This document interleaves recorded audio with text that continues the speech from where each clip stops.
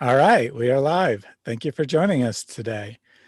Today we're going to be discussing the Hadith. This will be kind of an introductory video to the Hadith, but don't think that means you know all the material, because we as Christians have had the wrong impression of the Hadith. We're going to be looking at how Muslims judge the reliability, which is not the same way that Christians would, and what this implications this has for, how they view the Bible and how they should view the Quran, but do not hold it to the same standards. So let me just go ahead and open us with a word of prayer. Dear Heavenly Father, we thank you for this time together. We thank you for the technology that allows us to connect with people around the world, whether they're believers or non-believers. We ask that any Muslims watching now or later on the replay approach the material with an open mind, that they not simply dismiss what we're saying because it's coming from Christians. All the material that we're going to use is referenced from Islamic sources, and Muslims need to be aware of what they actually believe, or what their religion's actually based on, not just whatever notions they have in their own head. We ask that you guide our discussion today, that anything that we say that is useful and beneficial is remembered and applied to people's lives, and anything that we say that is false is simply forgotten. We ask all of this in Jesus' name, amen. So as I said, our subject for today is the Hadith, kind of understanding how Hadith work. You'll see in the thumbnail, we have a graphic illustration of the telephone game. It's called different things in different parts of the world, but for those who don't know, basically it's a children's game where one child whispers to the one child comes up with a phrase, then they whisper it to another, and then to another, and so on. And then by the time it gets to the last person, it's always garbled. It no longer was what the original message was. Of course, it's not a perfect analogy for the way Muslims do Hadith, but as we'll see, it is actually kind of close, a lot closer than you might think. I did want to say a thank you to Chaco Kurian for a super chat from before we got started. No message, just a donation. So thank you very much for that. And I did want to let people know that Io was unable to join us today due to some computer issues, but he will be back again next time, hopefully. I have with me today a Lloyd de Jong. His YouTube channel is growing. He has started releasing material on that again. So be sure to head over and check out his channel. A link is in the video description box. Anything you'd like to say as a word of introduction before I show this little hadith that I have discovered in a Sahih collection? Yeah, not a lot. Yeah, I released this in 4 parts on my channel, so thank you for plugging that, Thaddeus. Where I go through this, and the current presentation has been updated, and the last section I did as a live stream, and I'm thinking of, and people have been asking, suggested, etc. I do occasional live streams, and I've been asked to do introductions to Islam from the basics, and just cover some of the terminology so that people can have an idea of, an entry-level understanding, so we all start on the same page. And those are things I'm thinking of. If you have suggestions, please put it in the comments, put it in the chat, and I will get on that. Excellent. So I'm going to go ahead and share this screen. I came across this hadith in a collection called Sahih Reasoned Answers. It reads, Yahya related from Malik from Nafi that Abdullah bin Umar heard the Prophet say, you don't get rich trading camels. If you want to get rich, you start a religion. Now, you may think that I just made this hadith up, but as you can see, it has this very extremely reliable isnad at the top, which means it's reliable according to the standards of Islam. So this should be graded Sahih. Yeah, looks good to me. Of course, I'm just playing a game here. It's obviously, I just made this up myself, but you can see that the chain doesn't actually add anything to reliability. The chain can be made up just as easily as the hadith itself. Love All Moms did ask what your channel name is, and it's just Lloyd's name, and there is a link in the description box.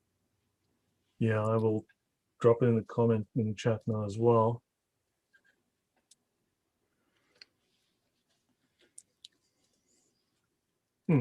Well, I have to find my I'll have it. I'll drop it in the chat in a little bit. Yeah. So if you want to, I have enabled screen sharing, so you can load up the presentation whenever you like. There it worked. Oh my gosh! Finally, I made a wrong mistake. That is the link to my channel, youtube.com/Lloyd de Jong. I just run it under my name. When I was living in the Middle East, I couldn't do that. Yeah, that would have got me in jail.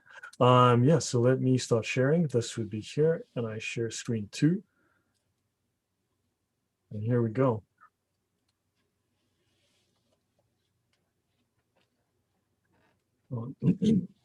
My screen has come up, right?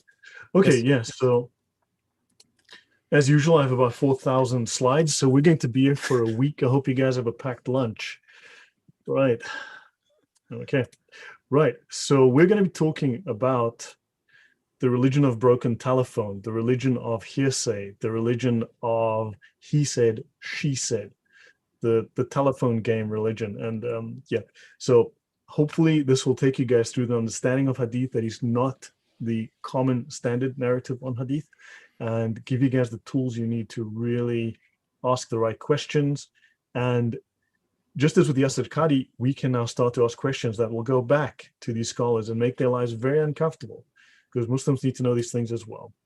So we're going to be, the narrative that I've been using is, of course, the telephone game, which I think is a very appropriate analogy.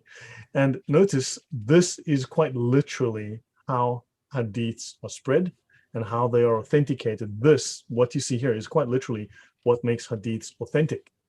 And according to the Islamic scholars, the fact of these narrations being passed on like this makes Islam authentic. Right? Yeah. Now, the major sources that I'm using, this video is actually very interesting. Proofs in Islam, Proofs in Islam number 14. There's actually only 2 of them. I don't know how you call this 14. Islamic math there. Yeah, exactly. Different types of hadith, mutawatir, mashhur, and ahad. You can look for it on that name. I'm also using what's called the Tafsir Sahih Bukhari, the Fath al-Bari. Now, what few people know is that there are tafsir of the hadith. Just as you have tafsir written like Tafsir al-Jalalain and so on, Tafsir Ibn Kathir of the verses of the Quran, there are tafsir written on all of the hadith. In fact, Bukhari is the most famous of the hadith writers, and there have been at least 70 tafsir written on Bukhari, and the most important of these, the most highly regarded of these, is the Fath al-Bari by Sheikh al-Islam Ibn Hajar al-Asqalani. That's this guy here. And this one is published by Medina University in Saudi Arabia and Al-Azhar in Egypt. The 2 top Islamic seminaries in the world collaborated to do this. Then I'm using Reliance of the Traveler, which is the classic manual of Islamic sacred law. It is the standard Shafi. And in fact, it doesn't only have Shafi fiqh, it uses all 4 schools of fiqh, so it references the lot of them. And it's the standard Sharia law fiqh reference. And don't forget, something like 85% of the fiqh between the 4 schools is identical. So you can't say that the Shafi school is completely different. No, they're not. That's not true. I'm also utilizing the Brill Encyclopedia of Islam. This is the standard reference worldwide, used even by Muslims. A copy will set you back about $38,000. And of course, I'm using Mr. Yasir Qadhi's PhD, Sheikh Yasir Qadhi's An Introduction to the Sciences of the Quran. There's not all the resources I'm using, but those are the major ones. So any comments so far, Thaddeus? And nope, I'll just point out that, we're not making this stuff up unlike people on YouTube comments. We're going to the most reliable Muslim sources, the most reliable sources of information about Islam. So, if you want to dispute what we're saying, then you better have some pretty good sources yourself. Yeah, thanks. As I said, be aware that there are tafsir. Now, why don't we know about this? Now, understand, hadith are filtered through the tafsir of the hadith, then it's filtered through the scholarly writing, then it's filtered into the sharia, and then it's filtered into the fiqh. So there's a number of steps that we're not aware of in terms of Islam. Couple of points I want to make, key takeaways. Islam has its own Talmud. The Muslim Talmud is the sharia, right? Just as the Jews have the Talmud, and people love attacking the Talmud, by the same token, you've got the sharia. And hadiths, I want to make clear in this episode, hadiths abrogate the Quran. They supersede and they abrogate the Quran. Now, when I say supersede the Quran, on dictionary.com, supersede means to replace in authority, effectiveness, acceptance, or use, to set aside or cause to be set aside as void, useless, or obsolete, usually in favor of something. Now, we don't have to necessarily take as much of an extreme stance there, but these certainly will supersede, and I will show you that. Many hadiths are considered absolutely unfalsifiable, irrefutable, undeniable fact. Hadiths, not the Quran, are the proofs of Muhammad's prophethood, which has an interesting implication because it means that the Quran is not enough. The Quran is insufficient. Ask yourself why Muslims are constantly referring to the Bible as proof of Muhammad. What are your thoughts on that point, Thaddeus? Yeah, well, if you're going by the Quran alone, you have numerous problems, but on this point, you have the problem that it tells you to obey the messenger dozens of times. I think more than 100 times, actually. It tells you to obey the commandments of the messenger. Mm-hmm. And yet there's only 4 verses in the entire Quran that mention Muhammad's name. So it's like, how are you obeying him if you're going by the Quran only? So they have to turn to external sources. Furthermore, they don't have enough confidence in the reliability of the Quran or the Hadith to prove that their case. So they have to go to the Bible and say, well, according to your Bible, we're following the same God. According to your Bible, Muhammad's a prophet. And of course, it's utter nonsense. It's a total twisting of the Bible, but it just shows how little confidence they have in Islam. Or you can see this another way, in that no matter what we're discussing, we about Islam, we can be discussing Muhammad, we can be discussing the Quran, we can be discussing the Sharia law. It doesn't make any difference. Muslims will come into the chat and be like, oh, but the Bible says blah, blah, blah. You shouldn't follow the Bible. And it's like, well, that's not a reason to follow Islam. So do you have any actual reason to follow Islam? And then you get Right. silence. Yeah, we're going to discover, no, thank you. Yeah, we're going to discover that the hadith are what prove Muhammad's prophethood, not the Quran. And also, I want to point out that the whole doctrine of attacking Christianity rather than defending Islam is actually based on a doctrine created by a man called Ibn al-Jabbar. Ibn al-Jabbar is quoted extensively by Ibn Qayyim. We did a show on Ibn Qayyim recently. He's the guy that said to defend Islam, attack Christianity. And this became standard accepted doctrine.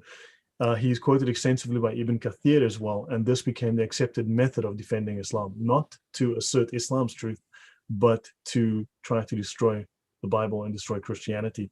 So that's something and that's a scholar I need to dig into next. So hadiths, not the Quran, are the proofs. And also Islam rejects biblical textual evidence. I'll show you that they have a completely different standard. Islam, though, relies on he said, she said. Now, the Bible is also not considered mutawatir, and these are people who prefer hearsay that say this.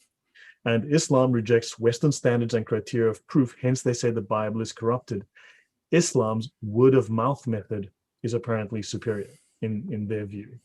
Right, so let's see. I'll start showing exactly what I mean as I go through this. But first, we start with a fun fact, which is when men kiss the tongues of men. Or shall I say, Islamic scholars decide to Tustari is a very famous scholar.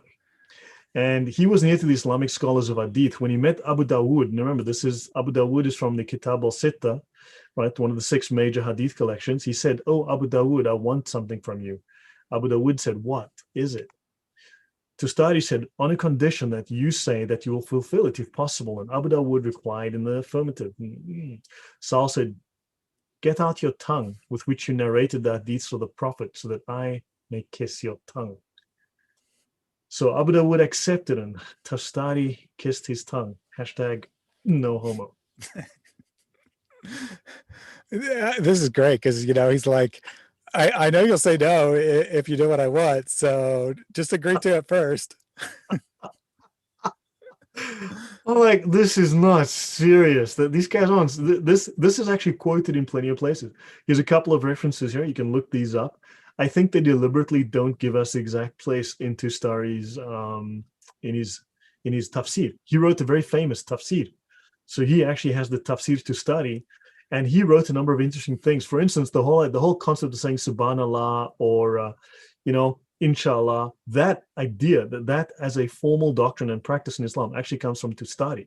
He's the guy that formalized it as doctrine and said that this is actually will get you reward in paradise with Allah. So saying, there's no deity but Allah. What's it? La ilaha illallah, whatever. That idea of saying all these things, the dhikr, that Tustari codified into Islamic doctrine, right? And saying Alhamdulillah, all of that's Tustari's work. But what's interesting is he says that there's a hadith. Now, again, I have tried to trace this down, and these guys don't provide the references, but you'll find it everywhere. There's a hadith, according to Tustari and the other scholars, where Muhammad says, I am he, and he is I. Save that I am I, and he is he. And Muhammad is talking about Allah. Muhammad is saying, I am Allah, and Allah is me. Save that I am I, and he is he. Yeah, Does that make sense, that is?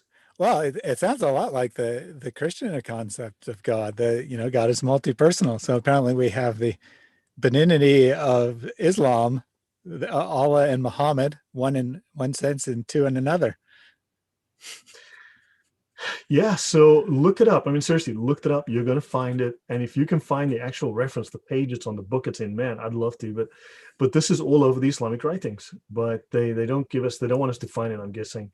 So what are the proofs of Islam, right? The proofs of Islam refer to the proofs that the mujtahids, these are the most qualified scholars in Islam, rely on when they deduce and describe the rules of Islam. Now, these proofs are the Quran, right? Divine scriptural revelation. The Sunnah, the oral tradition of Muhammad, which includes the Hadith and the Sirah that they love to hide. Then the Ijma, the consensus of the jurists. Notice I'm not saying consensus of the clergy, consensus of the priests, the consensus of the lawyers. And the Qiyas, juristic logical argument or comparative analogy. So this is where you deduce a judgment for a case based on similarities to a case found in the religious text. So you find something close and you formulate a judgment, a law on that basis. Now, in Islam, human reasoning is supposed to be a secondary source. You've got the Quran is supposed to be the primary source, right? And however, so what we have here is we've got reasoning called the ijtihad, right? This consists of the consensus known as the ijma, right? Or the ijma, as they'll say. Deduction by analogy, which is qiyas, which I've just described, and deduction by logic, which is akal. We can probably get rid of this one. I don't think they use it. Now, consensus. Now, how the ijma works. If a legal solution is neither available in the Quran or in the Sunnah, the Hadith and the Sirah, Islam allows Muslims to find a solution which is agreed upon and accepted by the majority. When they mean the majority, they really mean by the scholars. Now, the word ijma derives from jama'ah, to unite, to assemble the community or the ummah. Now, in legal terms, now notice legal solution, legal, not religious, legal, religion of lawyers, not clergy, lawyers. In legal terms, a procedure through which a principle of law is formulated by unanimous opinion. Also defined as the unanimous agreement of Islamic lawyers in a particular age on a given question of law. And in the Sharia, this is explicit in the Sharia. The Muslim community can never be wrong. The Muslim community can never make a mistake. They cannot be in error on any judgment, on any ruling, on any formal opinion based in their consensus. And this view is supported by both Quranic verses and Hadith proofs, and I will go into that. Any comments or questions, Thaddeus? Yeah, well, to put it from a Christian perspective, this is like saying the infallibility of the Pope on steroids. It's like any jurist, as long as they agree with the other jurists, is infallible. You can't make any mistakes whatsoever. And of course, in Catholicism, the infallibility of the Pope only applies to matters of doctrine and only in specific conditions. But here, any opinion that has a majority is infallible, apparently. Apparently, it's impossible for the majority to be wrong. Yeah, sorry, you broke up there for me for just a moment, but yeah, they're totally infallible, and I mean that's a crazy claim to make. Let's continue. Now, notice this is from the Encyclopedia of Islam. Ijtihad, literally effort in law, the use of individual reasoning, exerting oneself to form an opinion in a case or a rule of law, achieved by applying analogy to the Quran and the custom of the Prophet, the Hadiths. The opposite is called taqlid, the unquestioning acceptance of the doctrines of established schools and authorities.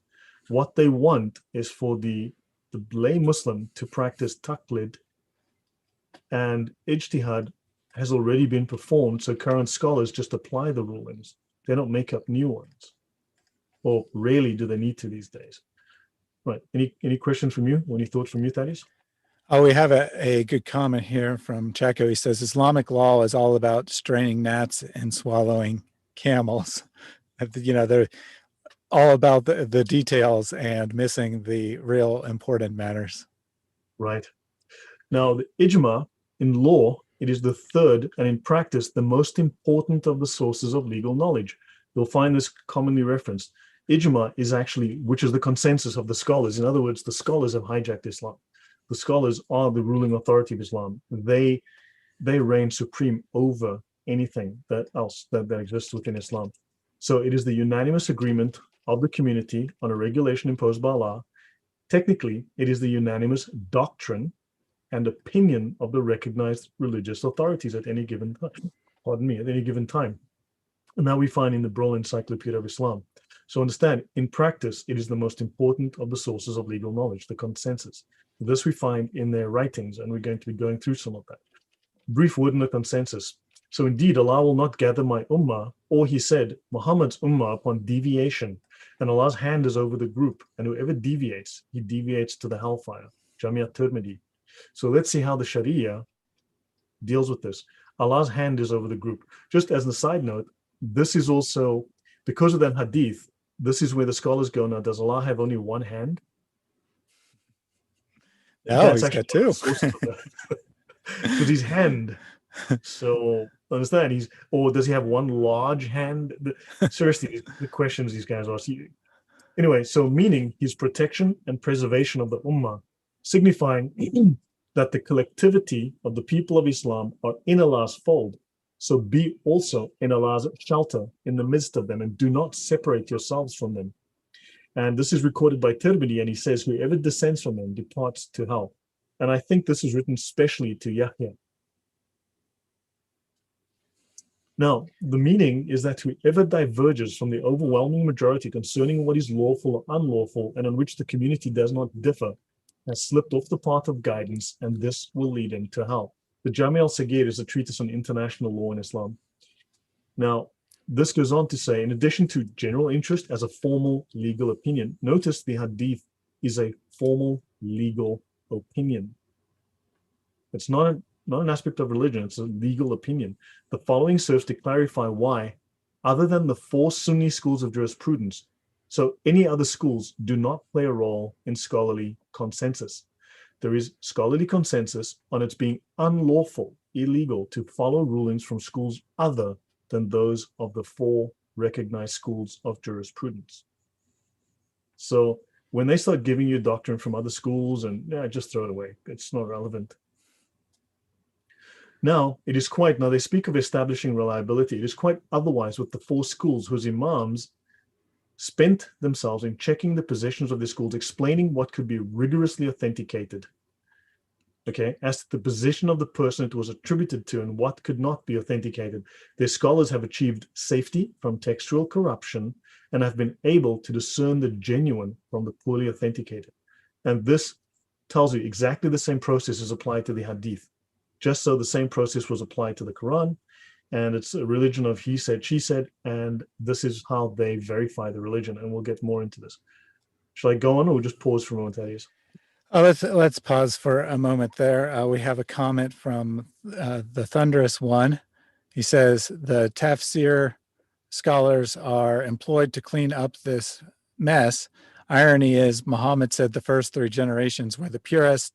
So today we have a bastardized Islam, bastardized by men.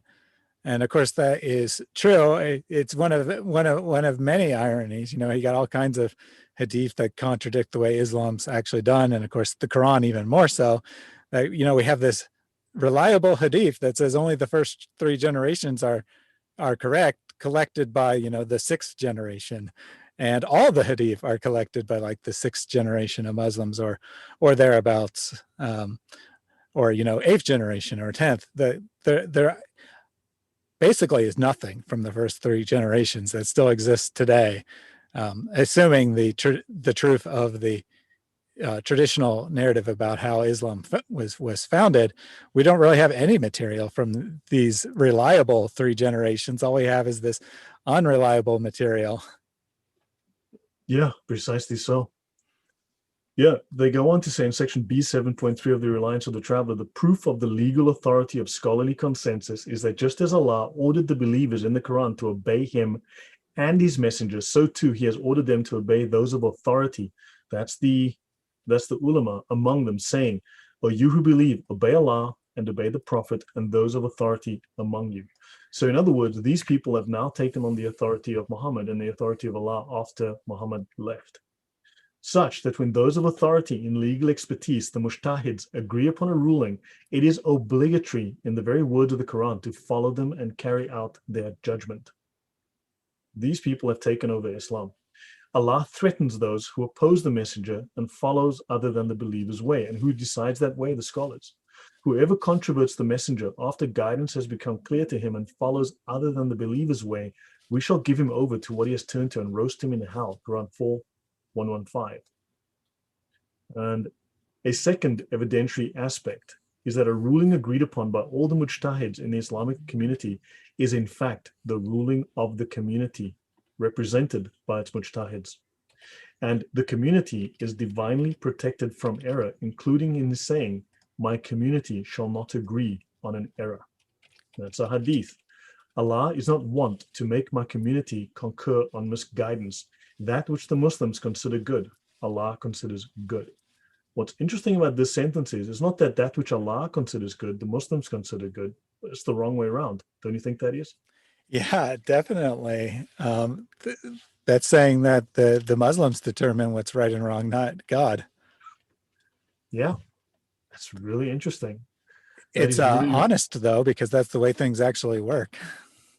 exactly. So understand these little, I don't know, it's like Freudian slips within their scholarly works, right? And in another hadith that scholars quote in connection with the validity of scholarly consensus is the following. Muhammad said, Allah's hand is over the group, and whoever dissents from them departs to hell. Meaning whoever diverges from the overwhelming majority concerning what is lawful and on which the community does not differ has slipped off the path and blah, blah. And they repeat that. So, yeah. So moving on. So hadith are wahi. Wahi means revelation. So hadith are considered secondary revelation, Allah's revelation. And they refer to the sayings, the actions, the attributes, and the approvals of Muhammad. Right? Now, these are their arguments, not mine. I'm just going to be phrasing back their own arguments.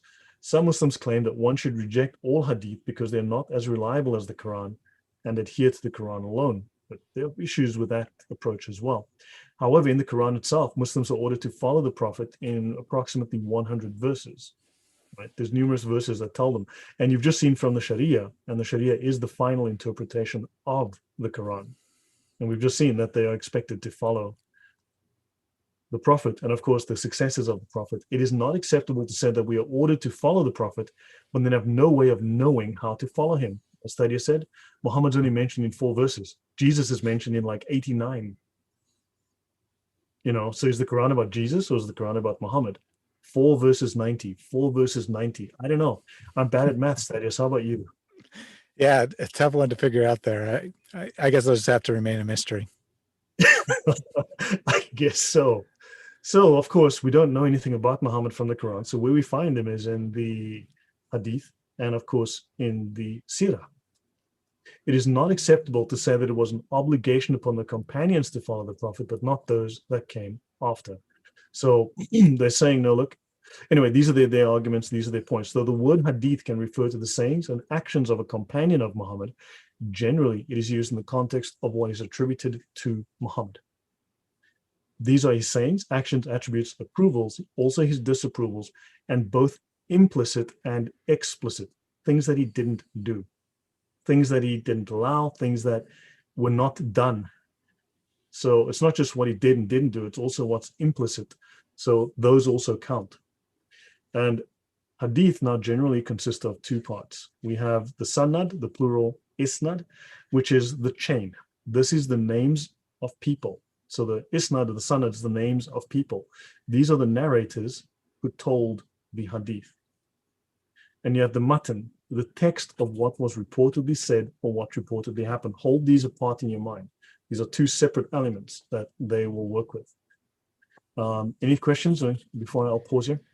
We do have a comment from Diane. Every time I hear scholars talk about the Quran and Hadith, I think of Shakespeare's, "Oh, what a tangled web we weave when first we practice to deceive." And as we're going to see, the criteria they use to evaluate the so-called reliability of them are designed to allow them to reach the conclusions they want to reach, not an actual inquiry into what is true and not. Yeah, Checker Curran asked a good question, how they deal with situations where Muslims disagree. Yeah, let's leave that for the end. But generally speaking, they do agree. You can understand that you can recognize a Muslim. You don't look at them and go, oh, those are Mormons. You don't make that mistake. Clearly, they agree on enough. So the fact that some hadith narrations are unreliable does not mean that all narrations are unreliable. Scholars of hadith apparently analyze the sanad and the matan of hadith to determine reliability. For example, if one of these are their arguments, right? Not mine. For example, if one of the narrators in the chain was known to be a liar, or if there were contradictory statements in the matan, the text of a particular narration, the scholars would know this narration is unreliable. Now, understand that Islam is the religion of word of mouth. Word of mouth literally underpins Islam because the Quran wasn't definitive enough. They are very insecure about the Quran, in fact. So Imam Abdullah ibn Mubarak said, the isnad is a part of our religion. So the chain of transmission is a part of our transmission. Without the sanad, anyone could say whatever he wished. Imam Muhammad ibn Sirin said, this knowledge is religion. So the sanad is religion. So look thoroughly into the one from whom you take your religion. And Imam Muslim says this, repeats this quote in the introduction to his As-Sahih. Your comments on that is? Yeah, I mean, well, in principle, the criteria that they've laid out sound reasonable, but the problem is going to be that all you really have is the one person who wrote it down. You have Imam Muslim or Imam Bukhari, and that's really all we actually have as evidence. And of course, they came 200 plus years after Muhammad. The chain adds nothing. All you really have is the witness of Bukhari, that he determined this was reliable, and that's it. We have no access to all the people who supposedly narrated it. They didn't leave any writings behind. Yeah, I miss this call super. Now, what's interesting is we'll get to this in the end, but Bukhari provided no hint as to what criteria he used. So the scholars don't know. They've had to guess, they've had to infer. So now, without a chain of narration, they claim that you cannot defend yourself when challenged, but you have.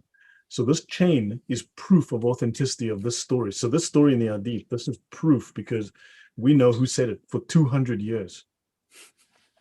Like, sure you do. So summary, the Sanad preserves and protects Islam. This is their doctrine. Sanad protects and preserves Islam. Now, they function as references. Give me a reference to prove this. Well, yeah, it was said by John, who heard it from James, who heard it from Jill, who heard it from Anne, who heard it from Clive, who heard it from Mark, who heard it from what? Yeah, that sounds legit. That sounds legit. What if the story was bogus to begin with? Sure, they accurately transmitted the story, but it's a bogus story. Yeah, exactly. If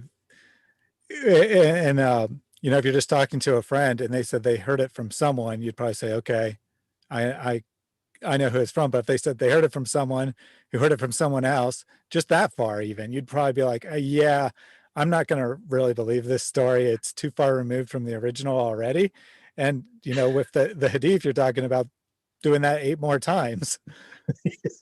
Exactly. Now understand, they say that having a chain means you're not following blindly, nor are you leading others astray. If you have a chain, you are relying on authority. So think this is why Muslims constantly refer to consult a scholar, refer to it. That's why they respect authority, because their authorities respect the authority before them. We respect the authority before them, and so on up the chain, because it comes from Muhammad, then to his companions, then to someone they told, who told someone else, who told someone else, who told someone else, who told someone else, who told someone else. And they're just carrying this torch, and that's their idea of a reference, is the authority of the person who said it before they knew it. So now broken telephone literally is the telephone game, is how hadiths are transmitted. So in addition to the reliability of the Thaddeus, this Imam al-Jabbar, who was the 18th in the chain of transmission for that hadith, was he a nice guy? Did he I have good guess. character? Yeah. I heard that he's very reliable, but let me check the content of the Hadith to make sure that I want to make him reliable. Because if I don't Okay, like the yeah. content of this Hadith, I can just say he's not reliable.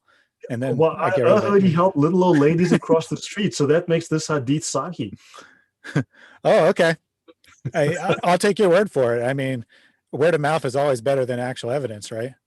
And this quite literally is how hadith are graded. I'm not kidding. I wish I were kidding, but this is quite literally how it's done. So scholars also look at the number of routes of transmission for a particular narration. So you told it, you 10 people saw it, and they went off 10 people and they told a bunch of people. So you got 10 chains, right? Hadith are classified based on routes of transmission. You have mutawatir, which means uninterrupted. You have multiple chains of narration. You have mashhur, and you have ahad, which has a relatively small number of transmitters. So in summary, the more chains of transmission, the greater reliability of being true you have. And there are multiple other intermediary types like mustafid, which I hadn't heard of until I started looking into this. Now, let's start looking at mutawatir before we get involved in the rest. Mutawatir, uninterrupted, multiple chain, multiple evidence hadiths. Now, mutawatir hadiths, you must understand, these things are powerful in Islam. These things are, man, the weight they carry. There are certain assumptions attached to them. There are so many transmitters that there could be no collusion. Now, the question is, why would they have to say, well, there could be no collusion? Why would they have to, methinks that does protest too much already. 2, that all the transmitters are known to be reliable. Because, as you know, records were so detailed back in 7th century Arabia. The transmitters are not under compulsion to lie. These are the assumptions that are carried with mutawatir. There could be no collusion. It's 100% reliability, and there is no compulsion to lie. And here is the ruling. This is the doctrine, the official Islamic doctrine on a mutawatir narration. Mutawatir narration necessitates certain knowledge that compels a Muslim to believe with a necessary belief as if they had witnessed the event themselves. They need to believe what they are told as if they were there and witnessed it themselves. That is their level of how much they must believe this. For this reason, mutawatir narrations, all of them are accepted, maqbool. I'll pause there. Yeah. Well, again, these are principles that make sense on the surface level, but when you really dig into them, they don't actually add anything. It, it sounds good that there are many transmitters, because that in theory means there's many independent sources, but then you realize that all of these quote unquote independent sources were in fact collected by one man. So again, we're back to the reliability of one man. That's insanity. Yeah. So let me just see if I had some notes here. Okay. No, I don't. So there's multiple books. I have references for that slide if people want them afterwards. A mutawatir hadith is narrated from Muhammad by a large group of companions who witnessed the event. They then told it to a large group of people who told it to a large group, who then told it to another large group, and so on until today.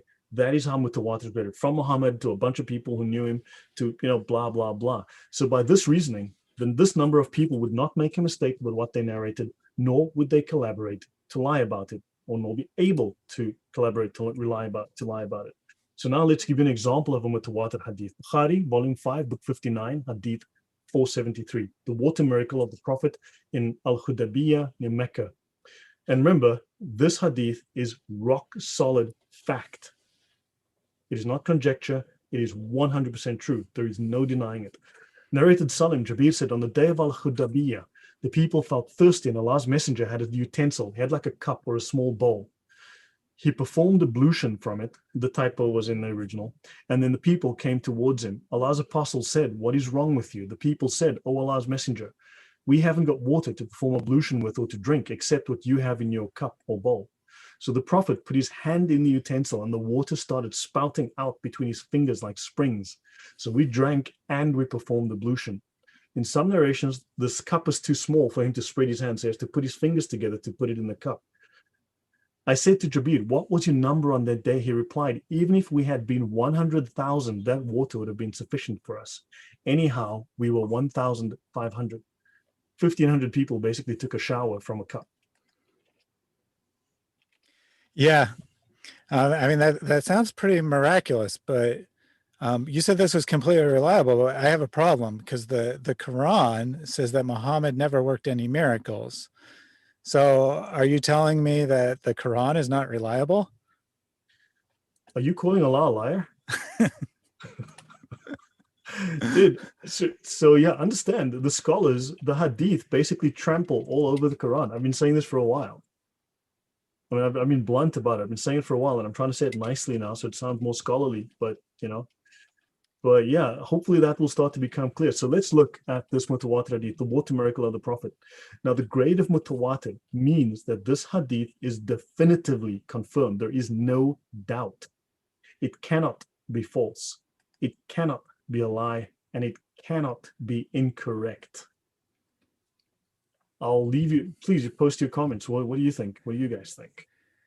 Yeah, I mean, this is pretty crazy. Of course, this is the most reliable possible grade, and yet it contradicts the Quran. I guess that Allah decided to abrogate that part of the Quran where he said that he would never give Muhammad a sign because people wouldn't believe it anyway. I guess he changed his mind. Yeah, no. So moving on. Now, this is repeated multiple times that I found. Okay, these are 8 more occasions. Now, for instance, so I'll read this one. So you've got Bukhari, volume 1, book 4, hadith 199, 769, 543, 456, 772. I've got 3 more here, plus I've got Sahih Muslim, book 30, hadith 5656. I'll read a random one that I grabbed. I was actually trying to grab a different one, but I closed the tab by accident, so I took the next one. Narrated Anas, a bowl of water was brought to the Prophet while he was at Azara. He placed his hand in it and the water started flowing among his fingers. All the people performed ablution with that water. Qatada asked Anas, how many people were you? Anas replied, 300, or nearly 300. Now, we have 8 more either repetitions of the same event or 8 more occasions of the same kind of event. So wait a second here. This hadith, which is 100% completely reliable, unquestionable, says there was 300 people. But the first one you read me said there was 1,500 people. That's a pretty substantial difference there. If these were 2 gospel accounts, that would be proof that the Bible's corrupt, would it not? Yet somehow this is Islam. I've got you. This is Thaddeus. I'm sorry. This is Islam. This is Islam. I'm gonna have to school you on this. Because they're going to put you to right pretty soon. They're going to explain that you just don't understand, Thaddeus. All right, I'll wait and see. So yeah, so either we've got this happening 8 more times, or we've got the same event described in 8 different ways, right? So let's move on. So now this term tawatur means well attested. Okay, this is a very important term. This is 2 categorizations of mutawatir hadith. So they've got 2 categories. Look, there's probably 1 billion of them if you read through it. Holy moly! But I'm hoping we finish in under 3 weeks. So I'm just trying to summarize everything here. Tawatur lafzi, in the science of tradition, the verbatim or near verbatim mutawatir transmission of a text. In their thinking, fraud is unthinkable. It's impossible. Now, tawatur lafzi is distinguished from tawatur man'awi. transmission according to the gist or salient feature, one important, specific, outstanding feature of a given text. Tawatur Manawi outnumber verbatim lafzi hadith. Narrators do not necessarily have to be trustworthy, upright, adl, as they say, nor do they have to be Muslims. And they say that even a liar may occasionally speak the truth. Conversely, a trustworthy person may lie, repeat a lie unknowingly, or he may be mistaken. Fine. Now, for example, can we confirm that Japan exists even if we've never been to Japan? Well, yes, we can, because you heard someone say, I went to Japan on holiday, and they told you about their holiday, what they ate. Another person went there on holiday and they went up Mount Fuji and they tell you about Mount Fuji. Another person went on business. Another person got sick and tells you about the hospital. What is consistent is Japan. What is inconsistent is the description. So even though the descriptions are completely varied, you can confirm that Japan exists, right? So that is, and that's Tawatur Manawi. You've got consistency of a salient feature. You don't have verbatim repetition of the same phrase, right? Now, news conveyed in a mutawatir manner is known with certainty and cannot be wrong. Their words, not mine. It is in this way that some of the miracles of the Prophet were conveyed to Muslims today, and thus hadith are considered a definitive proof for his prophethood. I thought the Quran was enough, but apparently not. So again, there are two types of mutawatir, manawi and lafzi. Right, so tawatir referring to the meaning of a narration only, which is manawi, right? Or to both its meaning and its words, that's lafzi. The wording of some hadith may not be, so the wording of some hadith may not be mutawatir, even though the meaning is mutawatir. Right? Does that make sense so far, Thaddeus? I'll pause there. Yeah, I mean, I'll let you finish before I compare this to the Gospels, but I mean, these are actually quite reasonable criteria. The problem is that Muslims don't actually apply them. So in these cases, there's a meaning that is common between different narrations. The different narrations support each other. So the multiplicity of these different chains of transmission support each other, and therefore we can confirm Japan exists. Therefore, we can confirm Muhammad had liters and liters of water coming out of his fingers. So the existence of Japan is mutawatir. It is mutawatir manawi. So each person describes and gives evidence in a different way, be it holiday, business, family, weather, got sick, etc. Commonality is Japan. I'll pause there then. Yeah, so, this idea that different details can still, you can tell two versions of a story and have different details and they both be reliable is a perfectly reasonable conclusion to reach. Unfortunately, when Muslims look at the Bible, somehow they don't understand that. When they look at the Hadith, they understand it.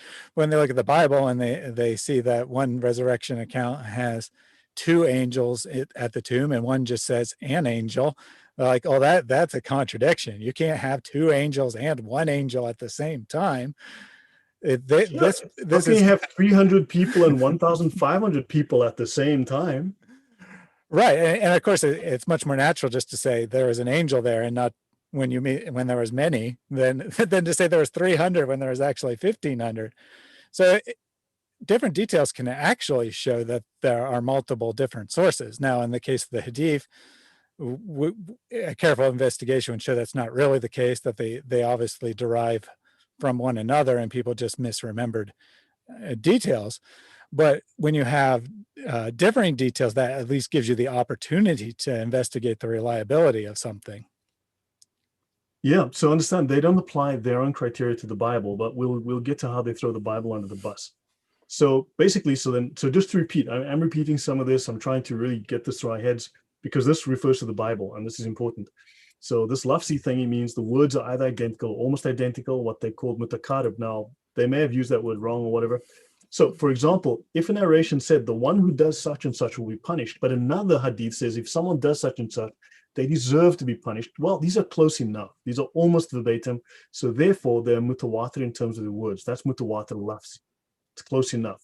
Both types of mutawatir, whether by meaning or by words, result in quality, definitive information that is absolutely confirmed with certainty and cannot be a lie. Some scholars say that mutawatir requires a minimum number of 25 people that transmit it, right? 25 chains. Others say 10. Others say 12. Others say, well, it depends who's transmitting it. Could be one guy, pick a name. You know, others say, well, it depends. Is it an important matter, not an important matter? If it's not so important, well, then, yeah, we can let the standard slide. So in other words, it's whatever they feel like on the day. Yes, they set this up as a science, but in fact, it's just a game. Tatuanin said earlier that hadiths Muslims like are reliable, embarrassing ones are not. This is science. And of course, that's ultimately what it comes down to. Fortunately for us, the criteria were established long ago in like the 10th through 14th centuries, when a lot of the stuff that's found embarrassing today wasn't embarrassing. So they ended up Right. grading those Sahih. But if they were doing them today, no doubt they would just change the criteria to get whichever hadith they wanted to be true and throw out the rest. Correct. I agree there. So now what's important and how this refers to Christianity, the Bible, to the stories of Jesus, this is how it impacts us and how they are misleading us. And they don't explain to us that they're using their criteria against us and don't explain their terms. And they use the word corrupted instead without explaining all this garbage I've been talking to you about. So now the scholars assert that Mutawatir proves Muhammad's prophethood beyond a shadow of a doubt with 100% certainty that what Mo taught is the truth. A narration that is from one person to a large group is not mutawatir. That is why the Christian claim, they say, about Prophet Isa, and I'm using Isa because this is not Jesus, being killed is not mutawatir. In other words, Jesus was never crucified. It is not mutawatir. And they throw Paul under the bus here as much as they can, right? They go after him. So they say that basically every single one, but Paul is the one they chose in this example, it's one guy, one witness. Now, whether 50 people were there, 100 people saw it, but they told Paul. Paul wrote it down. He's one guy.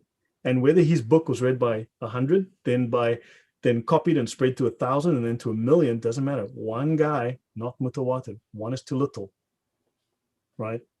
So their broken telephone system is apparently way better. So the Gospels are not mutawatir, despite the existence of copies of written texts. They don't care. None, they say, has a single chain going back to the person who wrote it.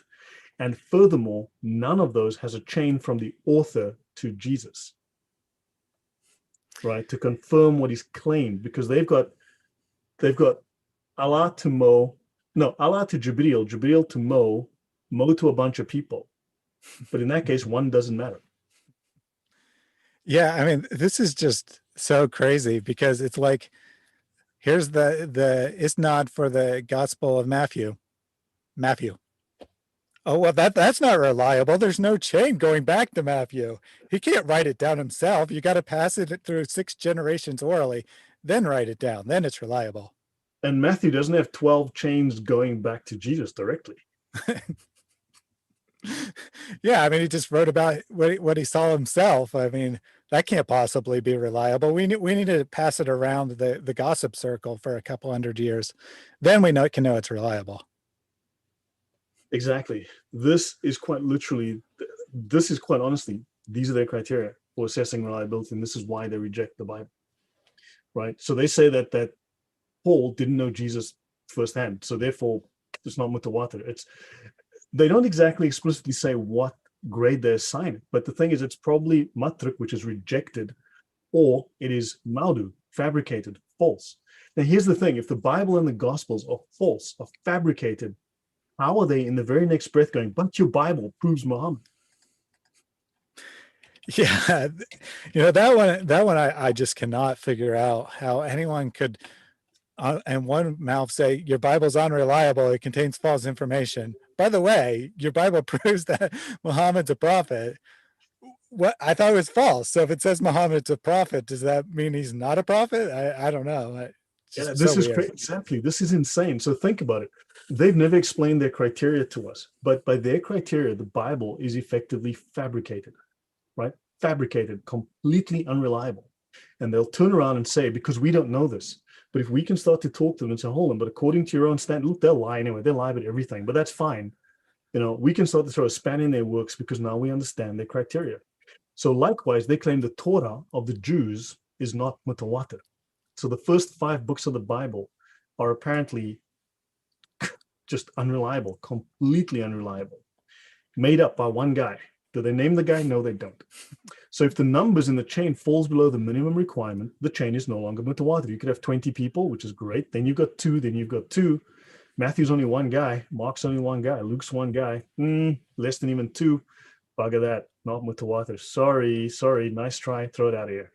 Right? Now, the biblical gospels have no single chain of narration back to Luke or Matthew, and then from them to Jesus, whatever they'll say, right? They say it is presumed by Christians that those people wrote it with no chain of narration going back to Isa like they have back to Muhammad. Right? So Christians say that Isa spoke Aramaic and Hebrew. I fixed that typo. They accept that he spoke no Greek. They claim, now this is what they tell their Muslims in their dawah, in their mosques. This is what they teach their Muslims, right? That we accept that Jesus spoke no Greek whatsoever. So we do not have his actual words. But I want to make one point before I let Thaddeus speak here. In John 19 to 20, and Pilate wrote a title and put it on the cross. And the writing was, Jesus of Nazareth, the King of the Jews. In John 19:20, it goes, this title then read many of the Jews, for the place where Jesus was crucified was nigh to the city, and it was written in Hebrew and Greek and Latin. If nobody spoke Greek, why are they making signs in Greek? Yeah, it's a good question. Well, first of all, this is a flat out lie, because I'm a Christian. I do not accept that Jesus spoke no Greek. They're just claiming that we accept that. Of course, there are people who will say that Jesus didn't speak Greek, but they have no way of knowing that. And in the scholarly circles, it's a topic that there's some debate about, but there's good solid evidence that the vast majority of people who lived in that region at that time did in fact speak Greek. For example, Jewish tombs, which you'd think would only be written in Hebrew, often were written in Hebrew and Greek. The only reason you would write it in Greek is if you wanted people to actually be able to understand it. There would be no religious purpose or anything like that to write it in Greek, but the people's names were written in both Hebrew and Greek. In the gospel accounts, Jesus himself speaks directly to a Roman centurion. If it's not all that likely that the centurion and the would... centurion spoke either Latin or Greek. Yeah, I was going to say, it's not very likely that he would have learned Aramaic. He probably was speaking either Latin or Greek. He probably would know both those languages. And Greek was the universal language that everyone learned. It's kind of like English today. I'm from the United States, so English is my first language, but a lot of people around the world know English, and it's not their first language. I would say that the majority of the world's population speaks English in addition to another language. This is kind of saying that Jesus couldn't have spoken Greek is just a historical fallacy, that you project current American norms back onto the first century, when in fact, at that time and throughout most of world history, it was common for people to speak multiple languages. Correct. Yeah. So these are their arguments, and their arguments are flimsy, as you can tell. It's paper thin. So often, now they say often not a single chain of narration of trustworthy people with good memories goes back to Isa. Now look, David Wood has covered this, and other channels have covered this. Muslims have terrible memories. Their own sources show us they've had horrible memories. And now they're saying good memories go, whatever. Yeah, sure, right, whatever. So now they claim the Torah was lost. They say that Jews say that copies of the Torah were all burned and only one man had memorized it. I have no idea if this is true. That's just what the guys were saying. So what the heck? Okay, fine. That's what the lecturer was saying. Fine. Okay, great. Whatever. And they say that this guy dictated it from memory, and therefore this chain is not mutawatir. Therefore, we no longer have the original Torah in our possession today. We have the faulty memory of this one dude who gave us the Torah, and therefore we have no idea what the original Torah said. We've got this guy's word for it. It's not mutawatir, therefore the Bible is corrupt. Does that make that case clear? How come they say the Bible is corrupt? Yeah, totally crazy stuff. The person who gave you these facts. It says that the Jews say that copies of the Torah were burned and only one man had it memorized. I've spoken to many Jews in my lifetime. I've never heard one Jew make that claim. And honestly, I don't even know what he might be mistakenly alluding to. I think, as near as I can tell, he just totally made that up and attributed it to Jews. Right. Exactly. But they know the Muslims are not going to look this up. They absolutely know. They can rely on these people simply just falling in line and going, yep. So now this is the claim for the superiority of the Quran. They say the Quran has numerous mutawatir chains going back to the Prophet. And by this, they are 100% certain that the Quran today is the same exact Quran recited by Mo, heard by the companions, except we know there are at least 37 different Arabic Qurans. So maybe Yahya can give us an answer to that, because this is a guy that he rejects all of Islam, all Islamic doctrine, and he claims he's defending Islam. Like, huh? Okay, whatever. So now let's go to Mashhur Hadith. So we have about 18 slides left. And should I go faster, Thaddeus? No, you're fine. I'm in no hurry if you aren't. Okay, so literally, this is the famous hadith. Technically, it's actually well known. They say famous, whatever. Fine, well known hadith, mashhur, narrated from the Prophet by at least 3 companions, then narrated by at least 3 more of the followers of the companions, then by at least 3 of the followers of the followers, and so on from the beginning of the chain till its end. So mashhur is a well-known tradition transmitted by a minimum of 3 different isnads, 3 different chains, 3 different narrators in the chain. All right. These references here are to the Encyclopedia of Islam, volume 3, 25b, right side column, volume 6, 717a, left side column, right? If you want to find out more. So in law, a mashhur means the predominant opinion, a strong opinion. In other words, we would call this not sahih, but this would be, what's the other word? I keep forgetting, Thaddeus. Hassan. I did it last time. Hassan. Yes, thank you. I have a problem. I keep forgetting that one. So yeah, this would effectively be Hassan, as opposed to the isolated or anomalous opinion. So it is suitable for use in making legal judgments. So the ulama can use this to make legal judgments, judging something haram, saying, nope, that's bad, so that it is lawful to use it. Ahad hadith, the majority of hadith are ahad. So in ahad, in the science of the tradition, are from a relatively small number of transmitters, 1 to 2. Not enough to make them mutawatir, but notice, not enough to make them rejected. Isn't that fascinating? Isn't that a bit of a double standard right there? So in at least one point in the chain, it is narrated by less than 3 people. What they mean is 1 or 2. Now, the Gospels are bad because 1 or 2. But in Islam, legit. So you have 2 types. You have Aziz, which is strong. Aziz, because it's got 2 narrators. Strong. Right? And Gharib, which is rare because it's got 1. Not false, rare. Okay, so it is not used for judging what is fard or what is haram or matters of belief. Now, haram, obviously, we know that's illegal, right? Remember, Islam doesn't have a moral system like Christianity does. They don't believe in right and wrong. They believe in legal and illegal. Like it is legal to marry a 9-year-old and, blah, blah, blah. That's legal, not immoral. It's not immoral. They don't care. They don't have those standards in Islam, right? But fard means this is obligatory. What is obligatory to do in the religion? There's 2 kinds of obligation. Fard kifaya, fard al-ain. Fard al-ain means personal obligation or universal obligation, like saying the 5 daily prayers. That's something you must do. Every Muslim is responsible for that. But fard kifaya means a communal obligation, like jihad. A small minority must do this, or the sin of non-compliance will fall on the entire Islamic community. Right? And please ask this idiot by the name of Islam defender Yahya to please provide us Sharia citations from the fiqh. I want to see scholarly works, your opinion. Remember, it does say in Islam that he who recites from his own opinion is in error. That's the word of Muhammad. I believe you respect that guy. Not sure if you do exactly, but apparently. So I don't want to hear your opinion. Show me the scholarly works, because if you don't follow your scholars, then you're just making your own religion up. You're just making up your own thing. So if a hadith is ahad, but all the scholars are, now here's the thing, now here's the kicker. If the hadith is ahad, but all the scholars are unanimous that it's authentic, then suddenly it goes from unreliable, becomes sahih.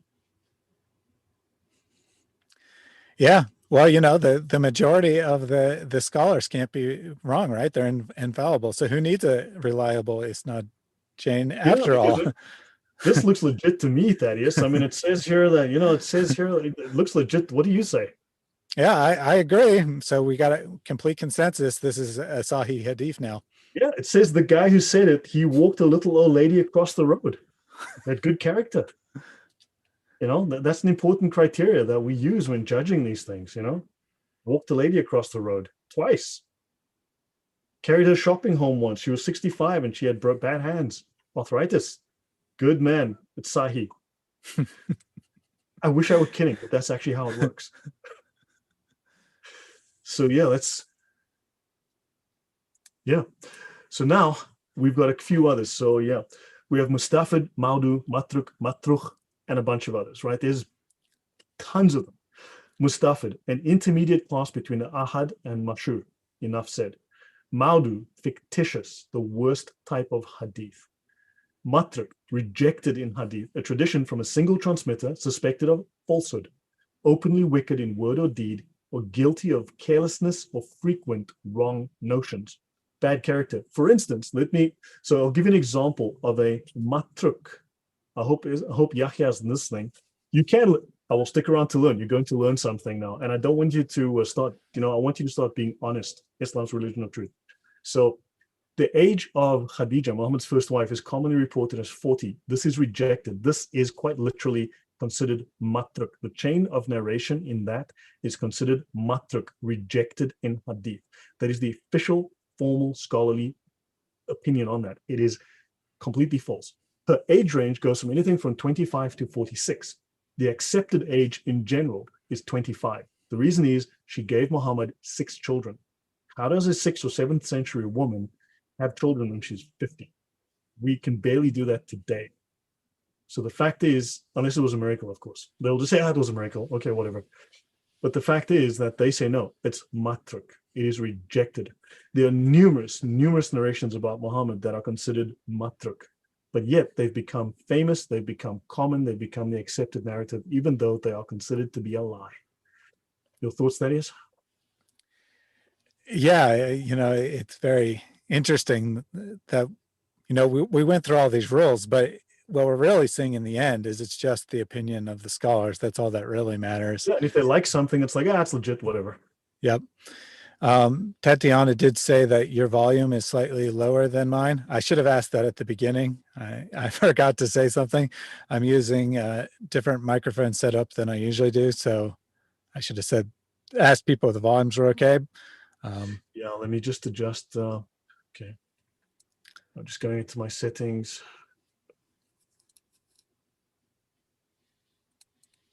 Yeah, my levels are low. She's right. My levels dropped for some reason.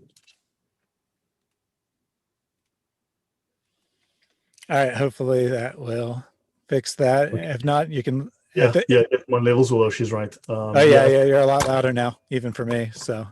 Yeah, I pushed my levels up to 60. I'm sorry about that. I don't know what happened. They should have been, but okay, yeah. So just keep monitoring that. Let me know if my levels drop. So, matruk, rejected in hadith. Matruch, another type of rejected hadith, right? Now, these traditions are not just in hadith. These traditions are in lots of stories. They're also in the seerah and so on. It's said by some, now matruch sometimes is regarded as equivalent to matruk, and different spellings apply. You'll find multiple different types of spellings. And also, others call it a separate class of traditions, less acceptable than da'if, but not as bad as maudu. Da'if is weak. Da'if is still legal. Da'if is highly legal. It is considered reliable. A da'if hadith is considered absolutely, totally reliable. Okay? But it's not as bad as something that's fictitious. And we have mardud, rejected, that which is concluded to be reported by an unreliable or untruthful narrator. Its ruling is such that this narration cannot be used as a proof and is not acted upon. So they've got these little subtleties, these nuances between them that differentiate between. And that's the last I'm going to say about these things. I'll move on here. Yeah, I think that's more than enough details on the classification. The takeaway point is that the scholars are the ones that are really, I shouldn't say are deciding, have decided in the past which hadith are reliable and which are not. And the modern scholars, they don't even have the right to decide that anymore. It's already been decided for them. And of course, the common Muslim isn't within a million miles of being able to decide what's reliable and what isn't. So you can either accept the opinions of the scholars and be a member of Orthodox Islam, or you can reject them and then be in a heretical sect of one. But we would like to address Islam. So if people want to reject Hadith, that's their own business, but they're not Muslims anymore if they do. Right. So a chain is only as strong as whatever. So when looked at individually, now for instance, they say that's a weak hadith. Oh, that's rejected. No. When looked at individually, a chain may be considered weak. But remember I said the chain is completely different to the text, right? So a narrator can be trustworthy, but he might have a weak memory. But if there are other chains on the same thing, like 2 or 3 other chains, then these chains corroborate each other and it increases the reliability of the narration. So in other words, it gets rid of, you can ignore that guy because, it's replaced by someone else. So the chain is now a separate entity to the text. And a weak hadith, now notice a weak hadith, well, these Muslims that lie to us all the time, has a weak chain. The word weak only refers to the chain. It has nothing to do with the text of the hadith, right? So a weak hadith has a weak chain, not weak text. Understand that point. And a weak chain, a single weak chain can be offset if there's 2 or 3 other chains that are accepted. And you can ignore that one. Then it's no longer weak. They can say that's a weak chain. Yes, it has a weak chain, but it has 5 totally solid chains. And that's how they fool us. Understand that. They will lie to us like that. Now you may have heard of this guy. Really, really popular. We all love him, and this show is dedicated to Sheikh Yasser Qadi. I think we all owe him a lot of things. I hope you guys have sent him like flowers or cards or chocolates or something, because man, we owe this man a lot. Poor guy. So understand that hadith abrogate hadith. Just like the Quran abrogates the Quran, verses in the Quran, newer ones abrogate older ones. By the same token, newer hadith abrogate older hadith. And you need to understand, hadith also abrogate the Quran. Now here's a question. Does any of you have a list of the non-abrogated verses in the Quran? Do you? No, you don't. They've never given it to you. No scholars give. They don't want you to know. So understand. So you've got old verses abrogated by newer verses. So you've got a collection of the newer verses. Yes, that you probably do. But you don't know which of those verses were abrogated by the hadith. Do you? No, you don't. Yeah. They never told you. So you don't know which of these non-abrogated verses were abrogated by the hadith. And you don't know which of those hadith were abrogated by other hadith.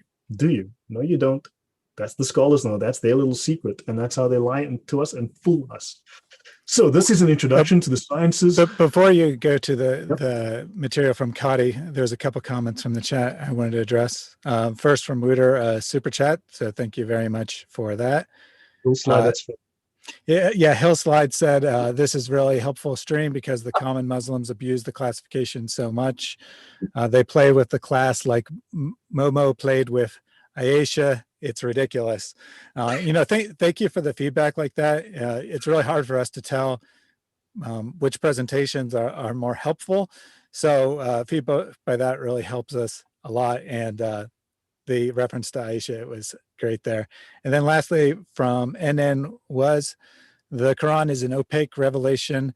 So without al-Hadith to explain this literary disaster, aka the Quran, it would have no meaning. And that's one of the things we've been hitting on these shows lately, is that we have this idea as Christians that the Quran is just like the Bible, that Muslims go to the Quran and they get their doctrine by exegeting the text of the Quran like we exegete the text of the Bible. And that's the totally wrong perspective to have. And Muslims want us to have that perspective, because as long as we're playing the what does the Quran mean game, well, they can say it means anything because the text is quite unclear despite its internal claims. But the scholarly interpretation of it is definitive.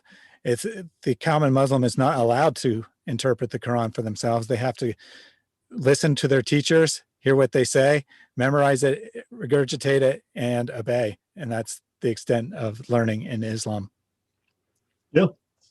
So what I explained to you is serious. This is real. Verses in the Quran abrogate verses in the Quran. And then those verses are then subsequently later abrogated by hadith. And then those hadith are abrogated by hadith, because as the understanding or the desire changed, they altered all these things. So you don't know. You don't have that list. I don't have that list. What I do have is the scholarly texts and the Sharia and the fiqh. These are where their final interpretations, their final opinions all coalesce. That's what we can find. Yahya is here to cause confusion, like all of these. Quran is never like the Bible. Yeah, exactly. The Quran makes no sense. Quran was written by aliens, ancient aliens, dude. Well, you know, he actually just agreed with me. I said we mistakenly treat the Quran like it's the Bible, but Exactly. you treat the Bible quite, or the Quran quite differently than we treat the Bible. We treat the Bible as the final authority, and you treat your scholars as the final authority. Yeah. So yeah, so now what I'll do is I'm just going to be very brief about this, but Allah has the right to abrogate any command that originated from him, either in the Quran or through the tongue of his prophet. Now, where do we find the words of Muhammad? Can you tell me, Thaddeus? Um, I think it's the Quran, right? Isn't that the eternal word of Muhammad? Oh man, now I'm confused. Can the chat section? No, I think it's the Hadith. Is that with yeah? So in other words, anything Muhammad say can abrogate anything Allah said. Okay, and this is from this PhD. Yahya, can you give us a link to your PhD certificate in the chat so we can look it up, please? Can you just drop a link so we can check your PhD? So this PhD in Islam here in Islamic studies, one of the most famous Islamic scholars in the world, he tells us this, right? Moving on. So he says there are four logical scenarios considering what they call nasik and mansuk or nask. Nasik is the abrogating and mansuk is the abrogated. Now, don't forget, when any imam studies Islam, when any imam goes to do his 5 or 7 year course on Islam, he has to learn. One of his obligations is he studies the nasik and the mansuk. He has to study abrogation to know what is abrogated, to know what it's replaced by, right? So he says the four scenarios of abrogation are the Quran abrogating the Quran abrogating the Sunnah abrogating the Quran. I think that's pretty clear there. The Sunnah abrogating the Quran. And he goes on to say, a mutawatir hadith abrogating the Quran. I think that's pretty clear. Mm-hmm. And then he says the Sunnah abrogating the Sunnah. So in other words, the Quran can cancel something that came before in the Quran. And then, of course, the Sunnah can then abrogate the Quran. And then a mutawatir hadith can then also abrogate the Quran. And then the hadith can then abrogate the hadith to make a change. But of course, Yahya is going to tell us that he's not a real Muslim. You know, yeah. You know, they'll throw anyone under the bus in the YouTube comment section. The other day, the Muslims in the comments were telling you that the so-called most reliable Muslim scholar in history wasn't actually a Muslim, that he was just a pretender or whatever. But we did a show a while ago on abrogation, so I would definitely say to check that out as well. But the takeaway here is that anything can abrogate anything. Basically, abrogation is just an excuse to remove anything contradictory, and the scholars determine which one is correct, not Allah. Right. So now the scholars tell us straight up, abrogation fixed Muhammad's mistakes. The scholars will flat out tell you Muhammad made mistakes and Allah had to abrogate to fix the stupid mistakes that Muhammad had because of his bad memory or his misapplication of doctrine. Okay, now this is Imam Hamid al-Ghazali. This is the Maimonides of Islam. Just like Joseph Maimonides is the prime Jewish scholar of the Talmud and so on, this man is the prime scholar. He is the Maimonides of Islam. I want you guys to understand. They copied the Talmud. Really, the Sharia is the Muslim Talmud. So Imam Ghazali is considered the most important Muslim scholar in history. He is the Joseph Maimonides of Islam.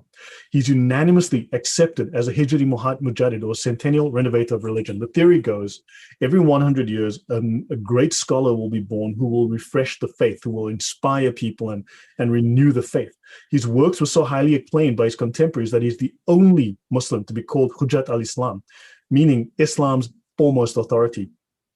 The proof of Islam, its decisive argument. These were titles given to him.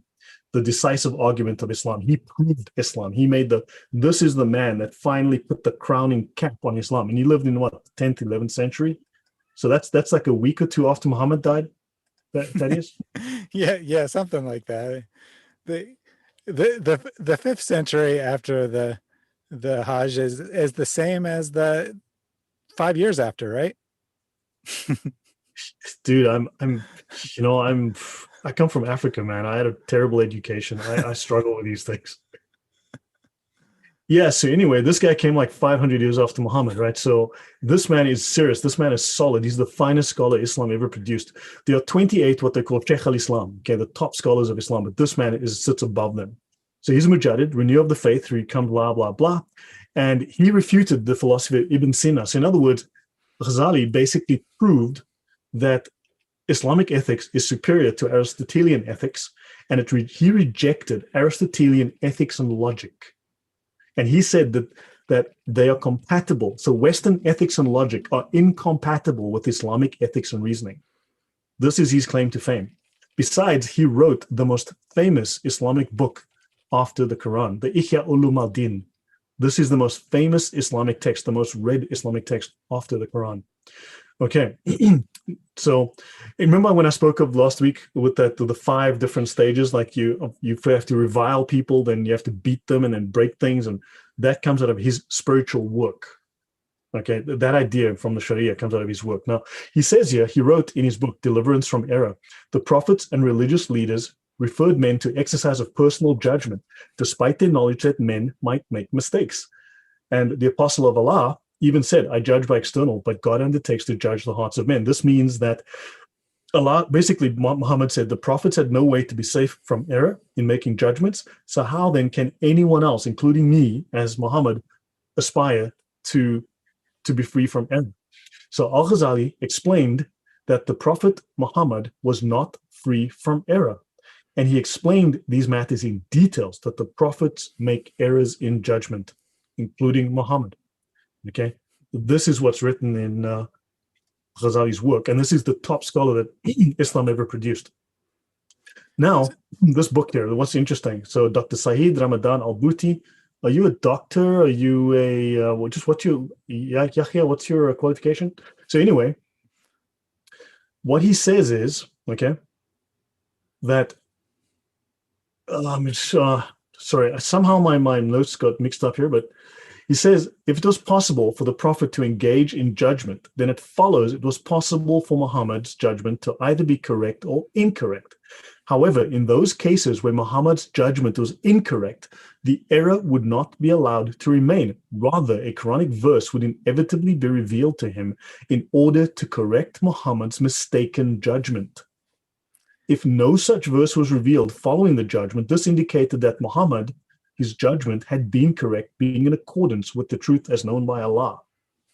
So in other words, in this example, Muhammad is, Allah is angry with him because he frees these prisoners and Allah wanted them killed. So afterwards, Allah says to him, buddy, next time you capture people, slaughter them, all right? And Muhammad's like, oh, I'm sorry, I didn't realize, because Muhammad got paid money for freeing these people. He got a ransom. And Allah said, I don't want you to take a ransom and make some money. Muhammad, I want you to kill them. So Muhammad made mistakes. And this book discusses the mistakes that Muhammad made and how abrogation was to fix Muhammad's mistakes.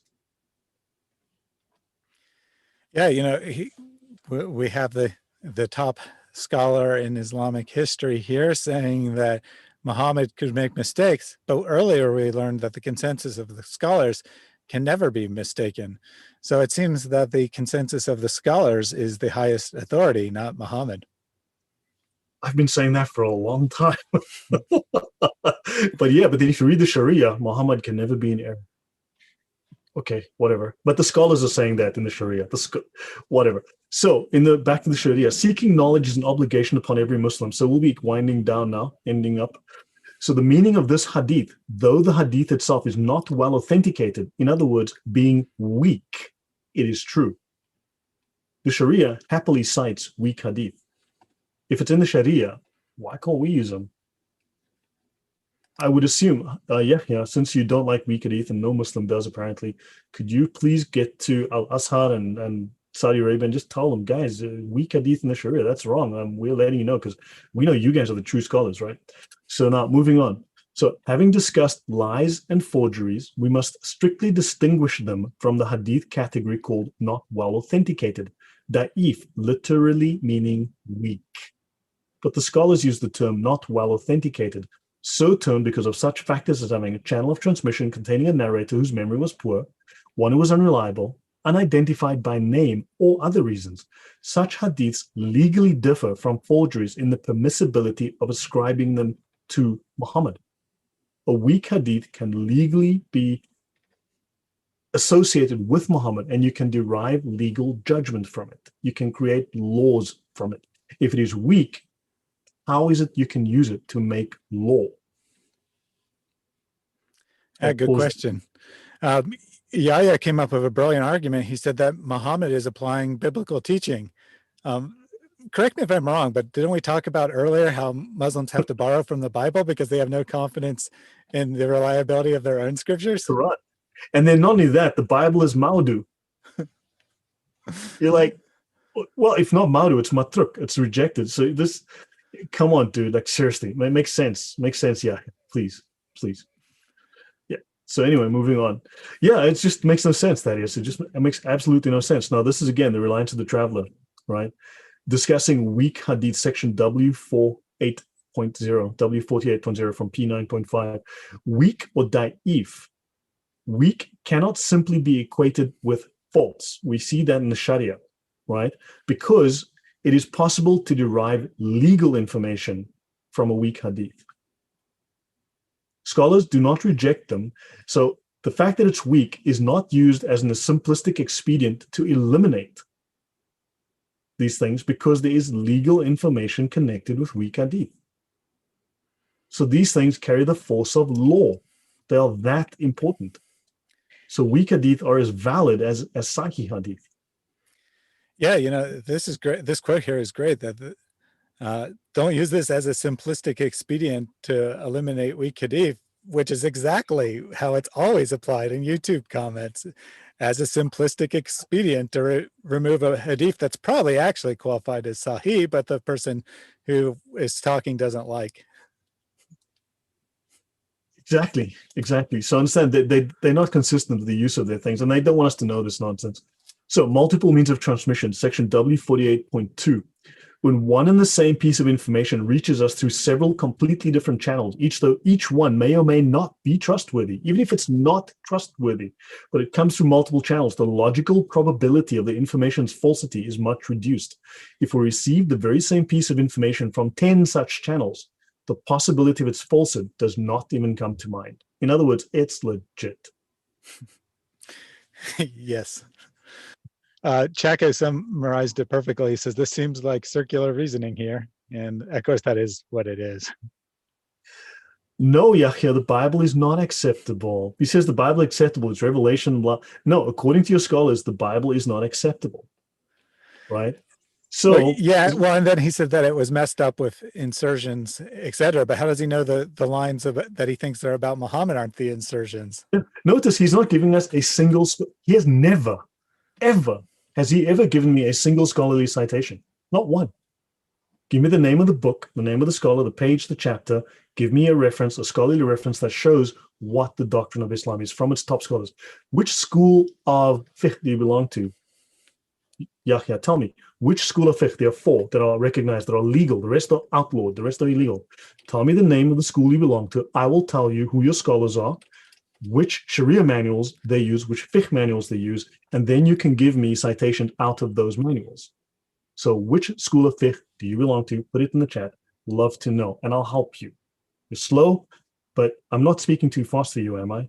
So the verificatory principle has 2 important implications, one being the obligatory nature of belief in hadiths that are mutawatir. So the Sharia of Islam tells us it is obligatory to believe in hadiths that are mutawatir. So I'm not making this up, and the other scholars weren't making this up. It's here, recognized in the Sharia. So multiple means of transmissions can raise a hadith from well-authenticated Hasan to Sahih, or from weak to Hasan. There you go. Yeah, interesting. And they give an example, but I skipped that. So yeah. So there we go. So yeah, hadith can be, now weak hadith cannot be equated with false. They repeat this. Weak hadith cannot be equated with false. Weak is an attribute of the hadith's chain of transmission. False is an attribute of the hadith's text. These are two different things. These are two different things, right?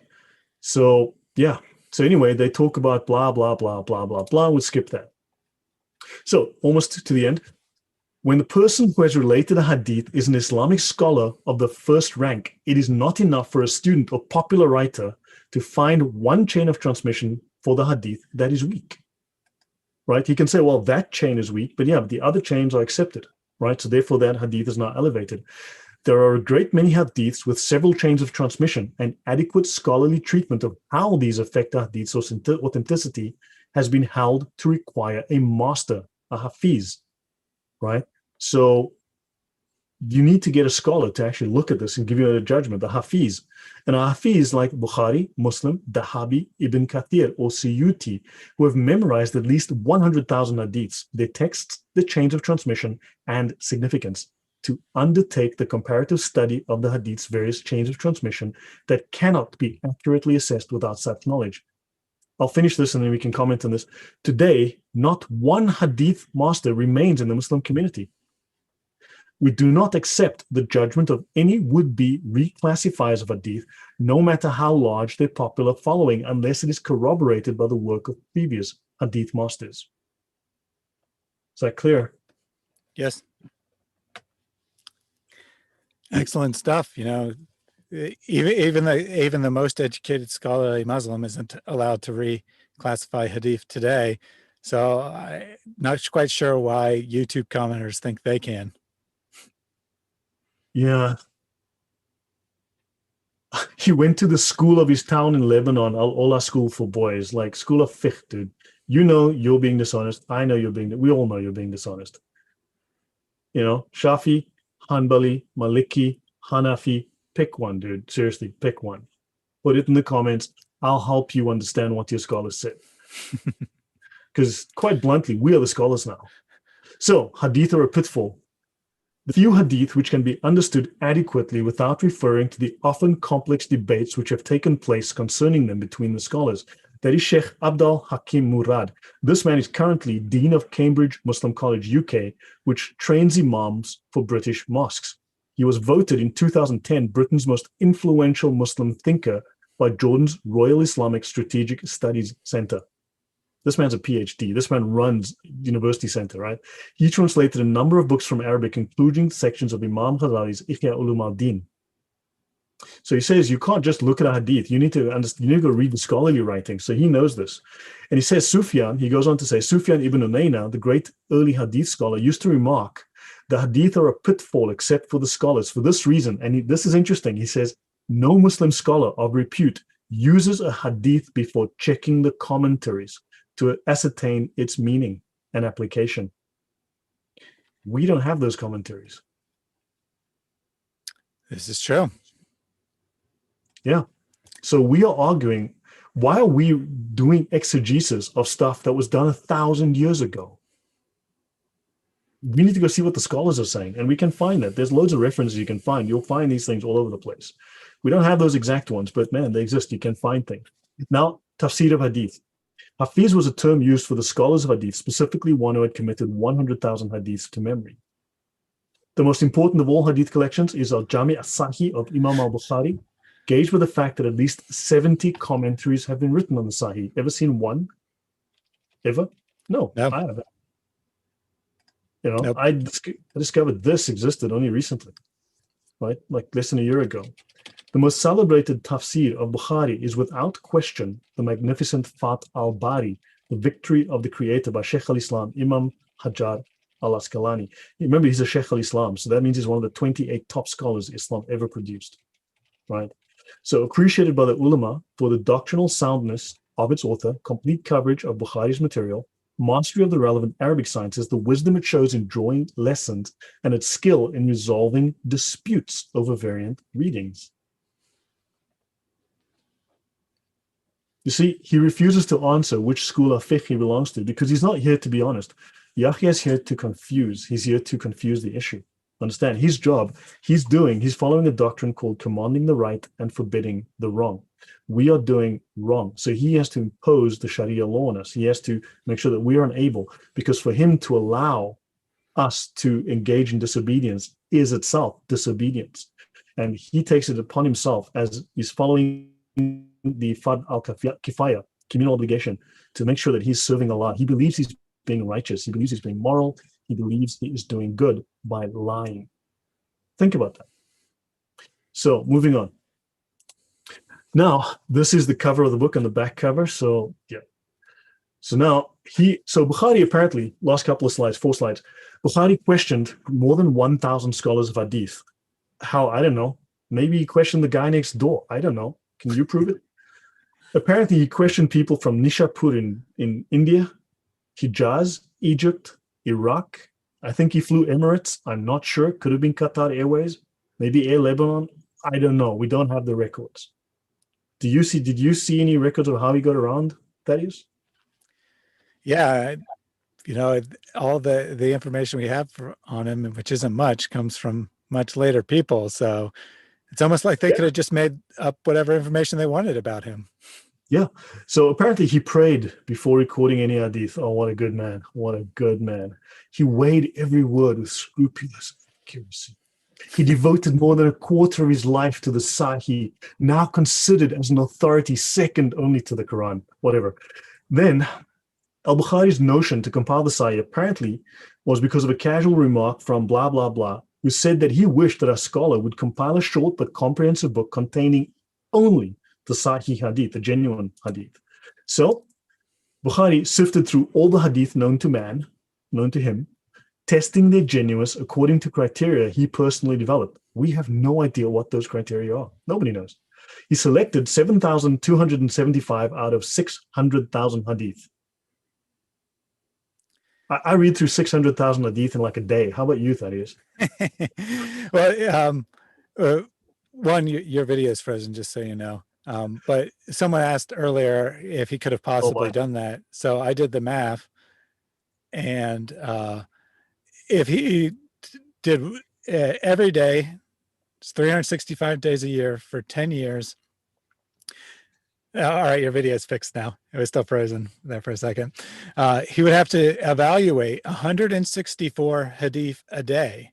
Now, he could certainly read 164 hadith in a day, but how is he going to, these scholars in different parts of the world and questioning them about the accuracy of these hadith and doing 164 of them a day? That's quite a feat there. If he was doing this for 12 hours, that'd be like 14 hadith an hour, or, like 3 minutes a hadith. And he supposedly gave them, so if he did this 12 hours a day, 365 days a year for 10 years, then he could devote 3 minutes to each hadith, which is barely enough time to read it, let alone evaluate its accuracy. I think it's pretty clear that this number is just totally made up. He probably evaluated, 10,000 hadith and kept 7,000 or something like that. Exactly. This story is just, you can see they just made this up. He took flying carpet airlines out of Persia, obviously, and that's how he got around, right? Now, Bukhari nowhere mentions, and this is taken from the Tafsir Sahih Bukhari, right? He nowhere mentions, I'm quoting this out of it, he nowhere mentions what criteria he applied to traditions to test their authenticity. He's like, it looks good to me. I think that was his criteria, right?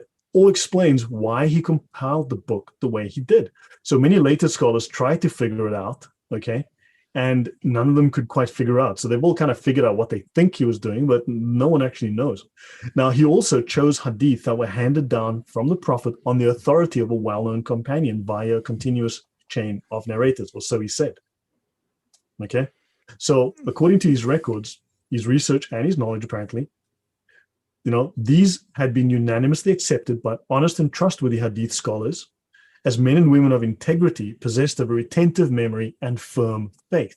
So they said, we can trust these hadith because they come from people who are legit from 150 years ago that were good people, great memories.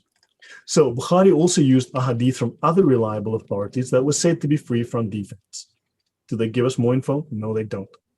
Al-Bukhari included these narrations when they explicitly state that they had received the hadith from their own authorities.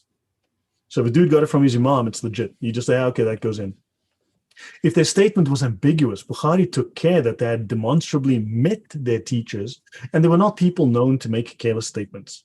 From these principles, okay, you can see that Bukhari's caution is evident, whatever. Al-Bukhari's purpose was not only to collect what he considered to be sound, but to impress the contents of the mind of the readers, but also to show them what doctrinal and legal inferences could be drawn from them. This is the substance of ultimately Islamic law. I'll pause there for a moment. So last two slides. Yeah, I want to make one comment. It's totally insane that he didn't explain his methods at all. And yet this is the single most reliable hadith collection, Yep. according to Islam, that as far as we know, he just randomly picked and chose. I mean, it's entirely 100% dependent on his reliability. So it's the chain has collapsed to one person.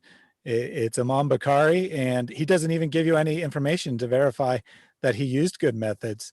And in fact, I've read that, scholars who've gone back and, primarily Western scholars, and tried to apply the criteria that later scholars came up with to Bukhari, show that there are numerous hadith that shouldn't be graded Sahih in his collection by their own standards.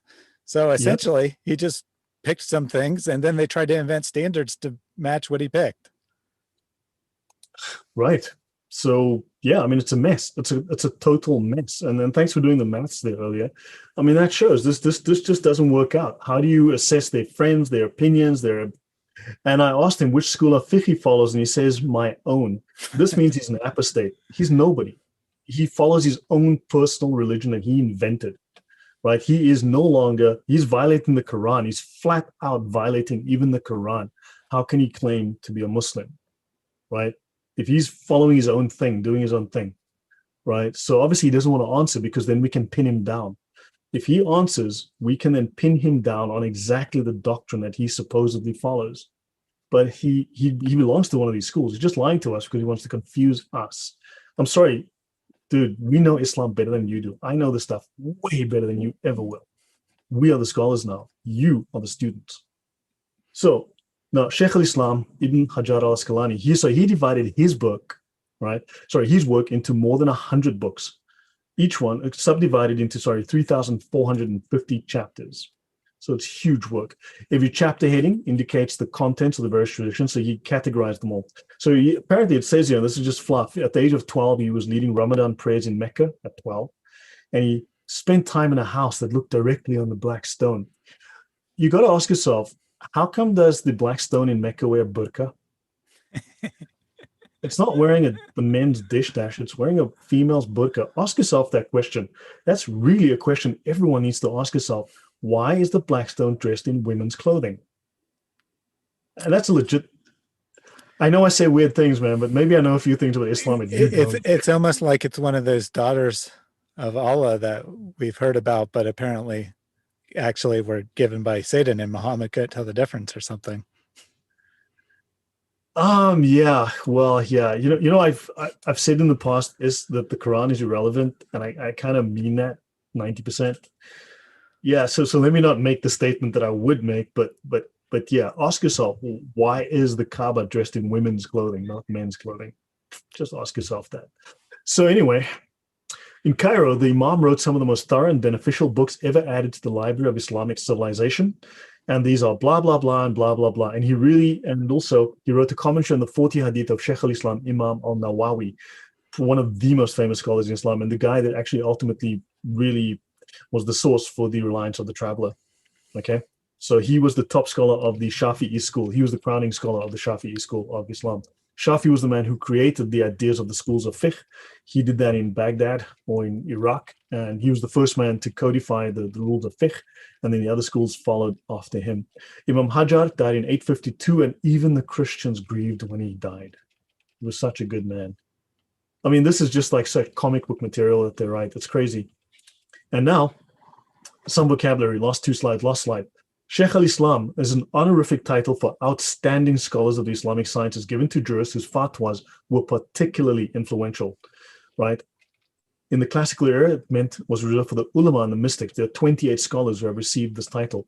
Ulama means scholar, literally the learned ones. The feminine alima or uluma. Now, these ulama are the guardians, they are the transmitters and the interpreters of religious knowledge in Islam, including Islamic doctrine and law. So these weirdos that we've been talking about in this presentation are the transmitters of the Quran. They're guardians of the Quran. They're the interpreters of the Quran. And you can see by the rules, they make stuff up as they go along. And now the final two slides. Should I pause there or just finish, Thaddeus? You can just go on. So this is from the notes about the translation of the Fath al-Bari. From the translation of Ahadith is from 1 to 30 from the Fath al-Bari, was done by the students of knowledge studying in both Medina Munawwara and Egypt at Al-Azhar. These are the top two Islamic scholarly universities in the world, right? Al-Azhar is the top one, regarded as 1,000 years old. It's the most highly regarded Islamic authority in the world. This is the methodology they employed in translating the Hadith from the Fath al-Bari. We will translate the meaning of the explanation rather than translating the explanation verbatim.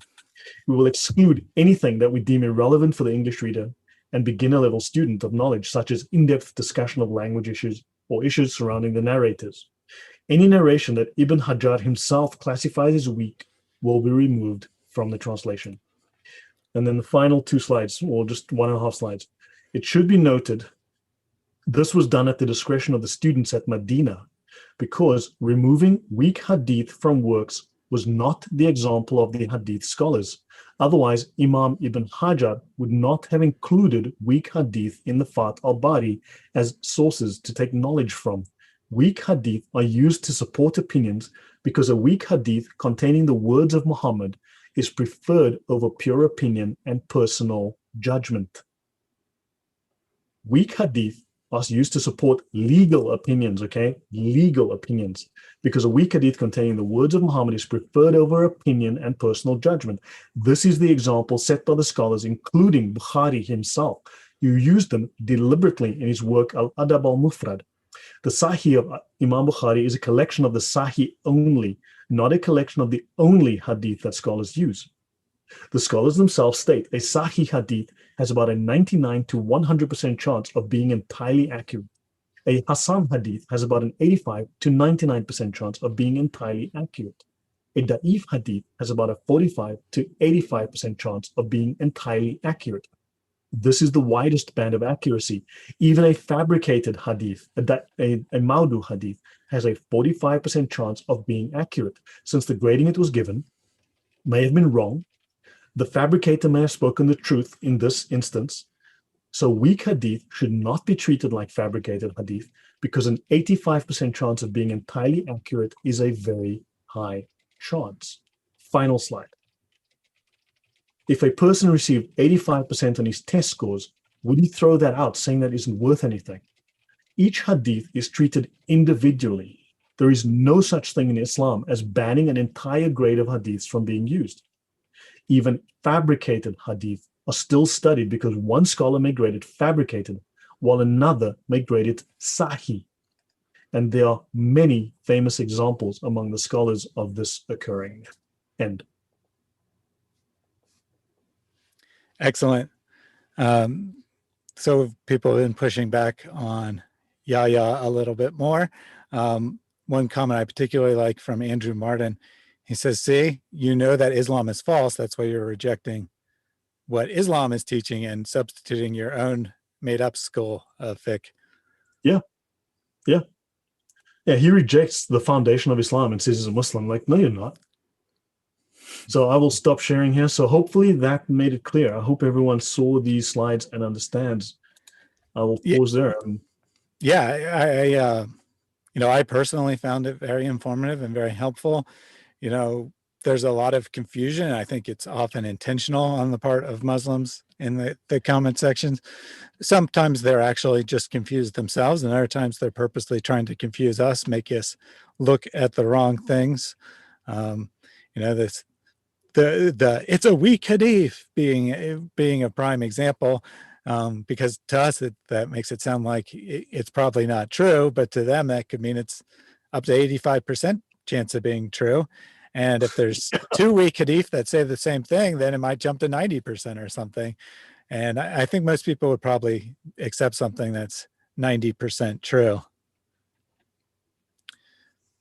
Yeah, but they don't know these classifications. Remember, and don't forget the mutawatir hadith, they have to accept it as if they were witnesses to it. Yeah, yes, absolutely. The other thing that Yahya said is that there are over 7,000 hadith. It's impossible that all are acceptable. Well, that's some interesting logic, because I'm pretty sure there's over 7,000 words in the Quran.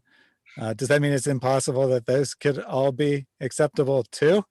Or does that logic only work when you want to arbitrarily reject hadith you don't like? And of course, most notably, he likes to reject the, I don't know, 24 Sahih hadith that say Aisha is 6 or Yeah, sometimes exactly. 7 at age of marriage and 9 at age of consummation. And then he looks at Yeah. some other hadith that are vague and takes like 5 of them, stacks them up, does some math, and oh, magically she's 18. Well, you know what actual scholars of Islam say about that? They say that that is a joke, and you Yeah. shouldn't apologize for your prophet.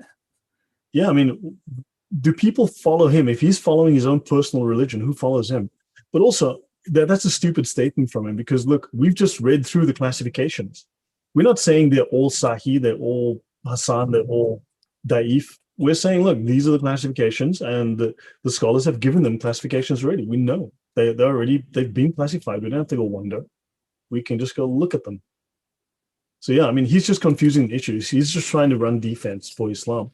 I mean, he's doing it because his imam sent him. He's not running his own religion. He's like, tell us that. Chaco Korean asked, are you going to do a series on the Sufis? Now, probably not. Look, the thing is, if I start talking about the Sufis, let me explain to you, I'm going to start sounding like I'm telling you that I saw Bigfoot. Okay, and I mean that very seriously. Honest, I'm going to start sounding like I'm the guy that presents ancient aliens. Seriously, man, they're going to make memes out of me if I start talking about the Sufis. Right, Thaddeus? Yeah.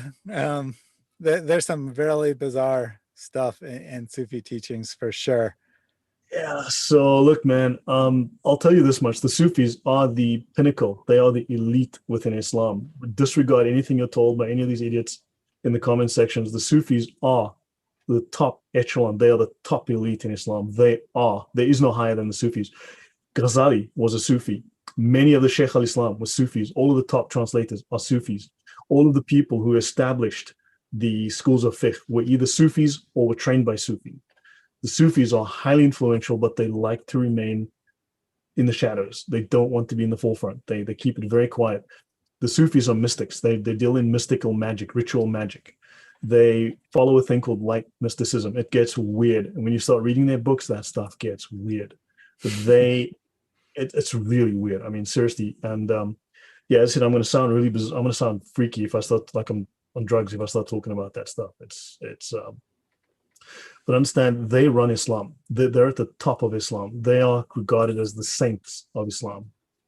And one simple example, in Al-Ghazali's Mishkat al-Anwar, I think it'd be 2 examples then.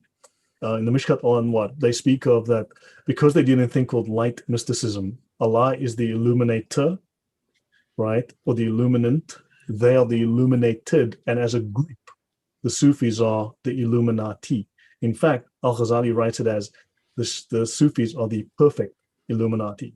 The perfect Illuminati. And that's just one example of what you'll find in their books. Right. There's plenty of those. It's a weird place when you start reading this stuff. Absolutely. Just take a couple of quick comments from the chat, and then if there's nothing you want to address, we can sign off. Joe Damaris called you Sheikh Lloyd, which I think is quite appropriate. And Andy Dreimer said, when a religion starts out as a lie, you have to lie more to keep the lie of Islam going. And I think that should definitely be one of the takeaways. You know, you end up with insane positions like Matthew is unreliable because there's not multiple chains from Jesus to Matthew, as if that even make sense when you're only talking about from one person to one person. Uh, what you instead need to do is you need to pass something orally for a long time, so you have lots and lots of people who know the same material. You can't write it down right away. You got to wait. If you write it down right away, that's not reliable. If you wait several generations and then you got 5 versions of it floating around, and you can cross check them and have one important person decide which one is accurate and throw out the rest and put it in his Sahih book. Well, that's beyond question. That is absolutely 100% true. And that's why you have to just, when you start out with something that's totally insane like Islam, you have to come up with insane ways to justify it. Yeah, yeah. Any comments from the audience? Did you guys learn something from this? Does this clarify what's going on in Islam and show you how the scholars really run the show, and the Quran has been superseded by Hadith and their own comments and opinions on it, and how important the Sharia is? Yeah, definitely let us know if this material was helpful, whether you'd like to see us do more introductory shows like this. One thing that we thought might be another good thing to talk about, which we kind of alluded to today, but is how the Quran does not pass the criteria that are used to judge the reliability of the Hadith. The Quran, by their own standards, should be considered, quite unreliable, yet somehow it's beyond question that the Quran could be unreliable, so they don't apply the standards to it. They just totally ignore them. Whether we're talking about the main versions, the 1929 Egyptian edition, also known as the Hafs, that people used almost universally today. You look at the supposed isnas of it, and it's got multiple unreliable narrators in the chain, but it's the Quran, so it doesn't matter. The Quran was supposedly handed from Allah to Jibril alone, to Muhammad alone, 1-to-1. That supposedly would make it unreliable, but it's the Quran, so it doesn't matter. We don't have any evidence from it going from Muhammad to any specific group of people either. We only have a chain for the version once it was written down after that fact. So we don't have any chain back to Muhammad even. But it's the Quran, so somehow that doesn't matter. Yeah, crazy stuff. I just thought I'd show this. This is from the Mishkat al-Anwar of Ghazali. And then he says that the perfect Illuminati perceived that Al-Mutta, the obeyed one, is not more than the highest other than absolute deity, and is related to him as the sun to essential light. Now, when you read this stuff is like, the guy in the Matrix at the end who's just waffles, whatever that dude is called, the chairman or whatever. It's gobbledygook of the same. It's just crazy stuff. But understand, the Sufis regard themselves as the perfect Illuminati, okay, because of their light mysticism. And when they speak of the obeyed one, they're talking about Muhammad, who is not more than the highest other than absolute deity, and is related to Allah as the sun to essential light. Muhammad is the light of Allah. Muhammad is a piece of Allah, light that Allah projected out of himself. And then he sent that light into all the prophets, into Jesus, and eventually that light was born in the world as a man called Muhammad. Do you understand? This stuff is bananas. I'll stop there, but it's bananas when you read it. It's seriously crazy stuff. And that's just the tip of the iceberg there when you get into the Sufi beliefs. Yeah. But don't worry, the great scholar of Yahyaism, he's collected all the differences between the Hafs and the Warsh, and he's going to upload a video that explains how it happened. Well, good. Let's be extremely generous and say you actually say something of value in that video. Well, you only got 36 more Arabic Qurans to explain, approximately 90,000 different textual variants. You should be busy for a while. You do 10 different textual variants a day for, let's see, how long would that take? That would take you 24 years. So you got material for the next 24 years. Tackle 10 textual variants of the Quran a day for the next 24 years. And then maybe we'll be convinced that Islam is true. We'll see. Yeah. Also, one interesting argument, and I heard this from someone in the chat, and I can't remember who, but I learned a lot there. God swears on himself in one verse in the Bible because he is the greatest of creation. There's nothing greater than him that he can swear upon. But apparently, Allah swears on all in heaven, basically all that is seen and unseen, which is a quote taken out of the Nicene Creed, oddly enough. But but Allah swears on all that is seen and unseen because Allah is unable to swear upon himself. Because when you swear, you have to do so upon something greater than you. So if everything in creation that you see and don't see is greater than you are less. You are the least of creation. And in the Bible, in Genesis, the serpent is the least of creation. So, ponder that. And Yahya did acknowledge that 90,000 textual variants is more than he can explain. But according to Sheikh Yasser Qadi and the consensus of the scholars, which means that it is beyond question, all of those versions all came from Allah and all went through Muhammad. So you got some work to do, or you can just admit that the Quran is not perfectly preserved and that Islam is just telling lies when they say it is. Of course, that means that it's also false, since Allah promises to protect the book from corruption in it. So difficult questions to decide there for sure. Yeah. So what did everyone learn today? Seriously, Yahya should just go away so we can just talk about this issue. Distractor, yeah, as true distractor. What did everyone learn today? And how is this useful to you? And what about you, Thaddeus? What did you take away from this? What did you gain and learn? Yeah, so a couple things from our recent conversations, prepping for this and the material itself, that I take as the main takeaways. One is that when Muslims say that the Bible is corrupted, they don't mean what we think they mean. They don't mean that there's textual variants. Yeah, they'll grab a critic of the New Testament who says that there are textual variants, and they'll claim that that's proof. But what they really mean is that it doesn't have multiple chains of narration going back to Jesus, which it can't, because it's directly connected to Jesus, so it'd be impossible for there to be multiple chains. So they define that as corruption. That's the one thing. And the other one that I really take away from our recent talks is that this analogy that the Sharia law is like the Talmud of Islam. Now, obviously that might not be helpful for everyone, since not everyone is super versed in what the Talmud is, but it exactly fits, and it makes a lot of sense given that so much of Islam seems to be borrowed from Judaism. This is just a hypothesis. I don't have anything to back it, but it seems like a reasonable possibility is that Islam was actually founded, but which, I mean, what we call Islam today, not what Muhammad taught, was actually founded by a group of heretical rabbis who were trying to synchronize several different religions, but they drew most heavily from what they knew, which is Judaism, which would explain why there's so much material taken from the Talmud, and would explain why the legal structure is so similar. Yeah.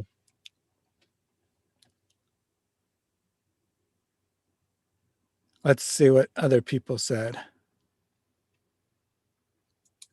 Yeah, let's just put this idiot in timeout, please. I do agree that Yahya was polite and somewhat on topic today, but definitely we're trying to wrap up now, so no need for further distraction at this point. Yeah, so tell us your takeaways. We want you to apply this material, use this material, share it, hopefully use it to better understand how Muslims think about issues so that you can better reach them. I did try to we did try to make these shows entertaining, but entertainment isn't our goal here. Our goal is education, and for more importantly, for people to apply it. If you get a bunch of knowledge and you don't apply it, that's probably not all that beneficial. But if you take the knowledge and you use it to better reach Muslims, then we're really happy. We're very satisfied with our work. Yeah, this is look. I appreciate Thaddeus, again, I mean, I appreciate that you take the time to do this and work with me on these because, it's your perspective is really, really helpful. You've helped me so much. We have a request here from Joe DeMars, which I'm sure you'll be happy to hear, that he said we should do videos defending Paul and videos defending the early church. As it so happens, we were considering doing a video on Paul next. Been talking about it for weeks. In fact, I did the research ages ago. Yeah, I've got about 24 presentations ready to go. We just haven't had time to get to Yeah, it's always difficult to decide what to do next. The tricky part isn't finding things to talk about in Islam that are false. The tricky part is deciding which ones are most important to get to. Yeah, so yeah, I hope this gave you a new perspective. It's not the standard average talk about hadith. Hopefully this opened your eyes. I mean, in your case, this also opened your eyes to how hadith really relate to us as Christians, to the Bible, and to how Muslims think. Yeah, and knowing the criteria, the average Muslim might not know this criteria, but if we can quote the criteria and then show how, if they consistently applied them to the Bible, then they would have to judge it as reliable as well. Should give any thinking person some pause for sure. Right. Yeah. Yeah. So look, that's it from me. Yeah, look, if you can, please subscribe to my channel. I do put up content there. I'm thinking of starting to do Q&A live streams, and I'm thinking to do short Q&As on the Sharia. I'll do a series on the Sharia, like 5 minutes, like little videos just describing, to introduce people to what it is and how it works and how it interprets the Quran and supersedes the Quran and so on. And but yeah, if you give me ideas, I'll be happy to consider those and do short videos. And hope to see you more on this channel. So tell your friends about it. Use the stuff. If you have questions, let me know. I do engage in the comments. Yeah, excellent. We had several comments saying how this was very informative and how they really appreciate the topic. So let us know in the chat, since we're about to sign off, what other topics you'd like to see us cover in the near future. And we'll try to give priority to the things people are most interested in. Thank you all for joining us today. Have a great rest of your day, whether that is just beginning or whether it is coming to an end, depending on what part of the world you are in. Thanks for joining us, and God bless. Good night, guys.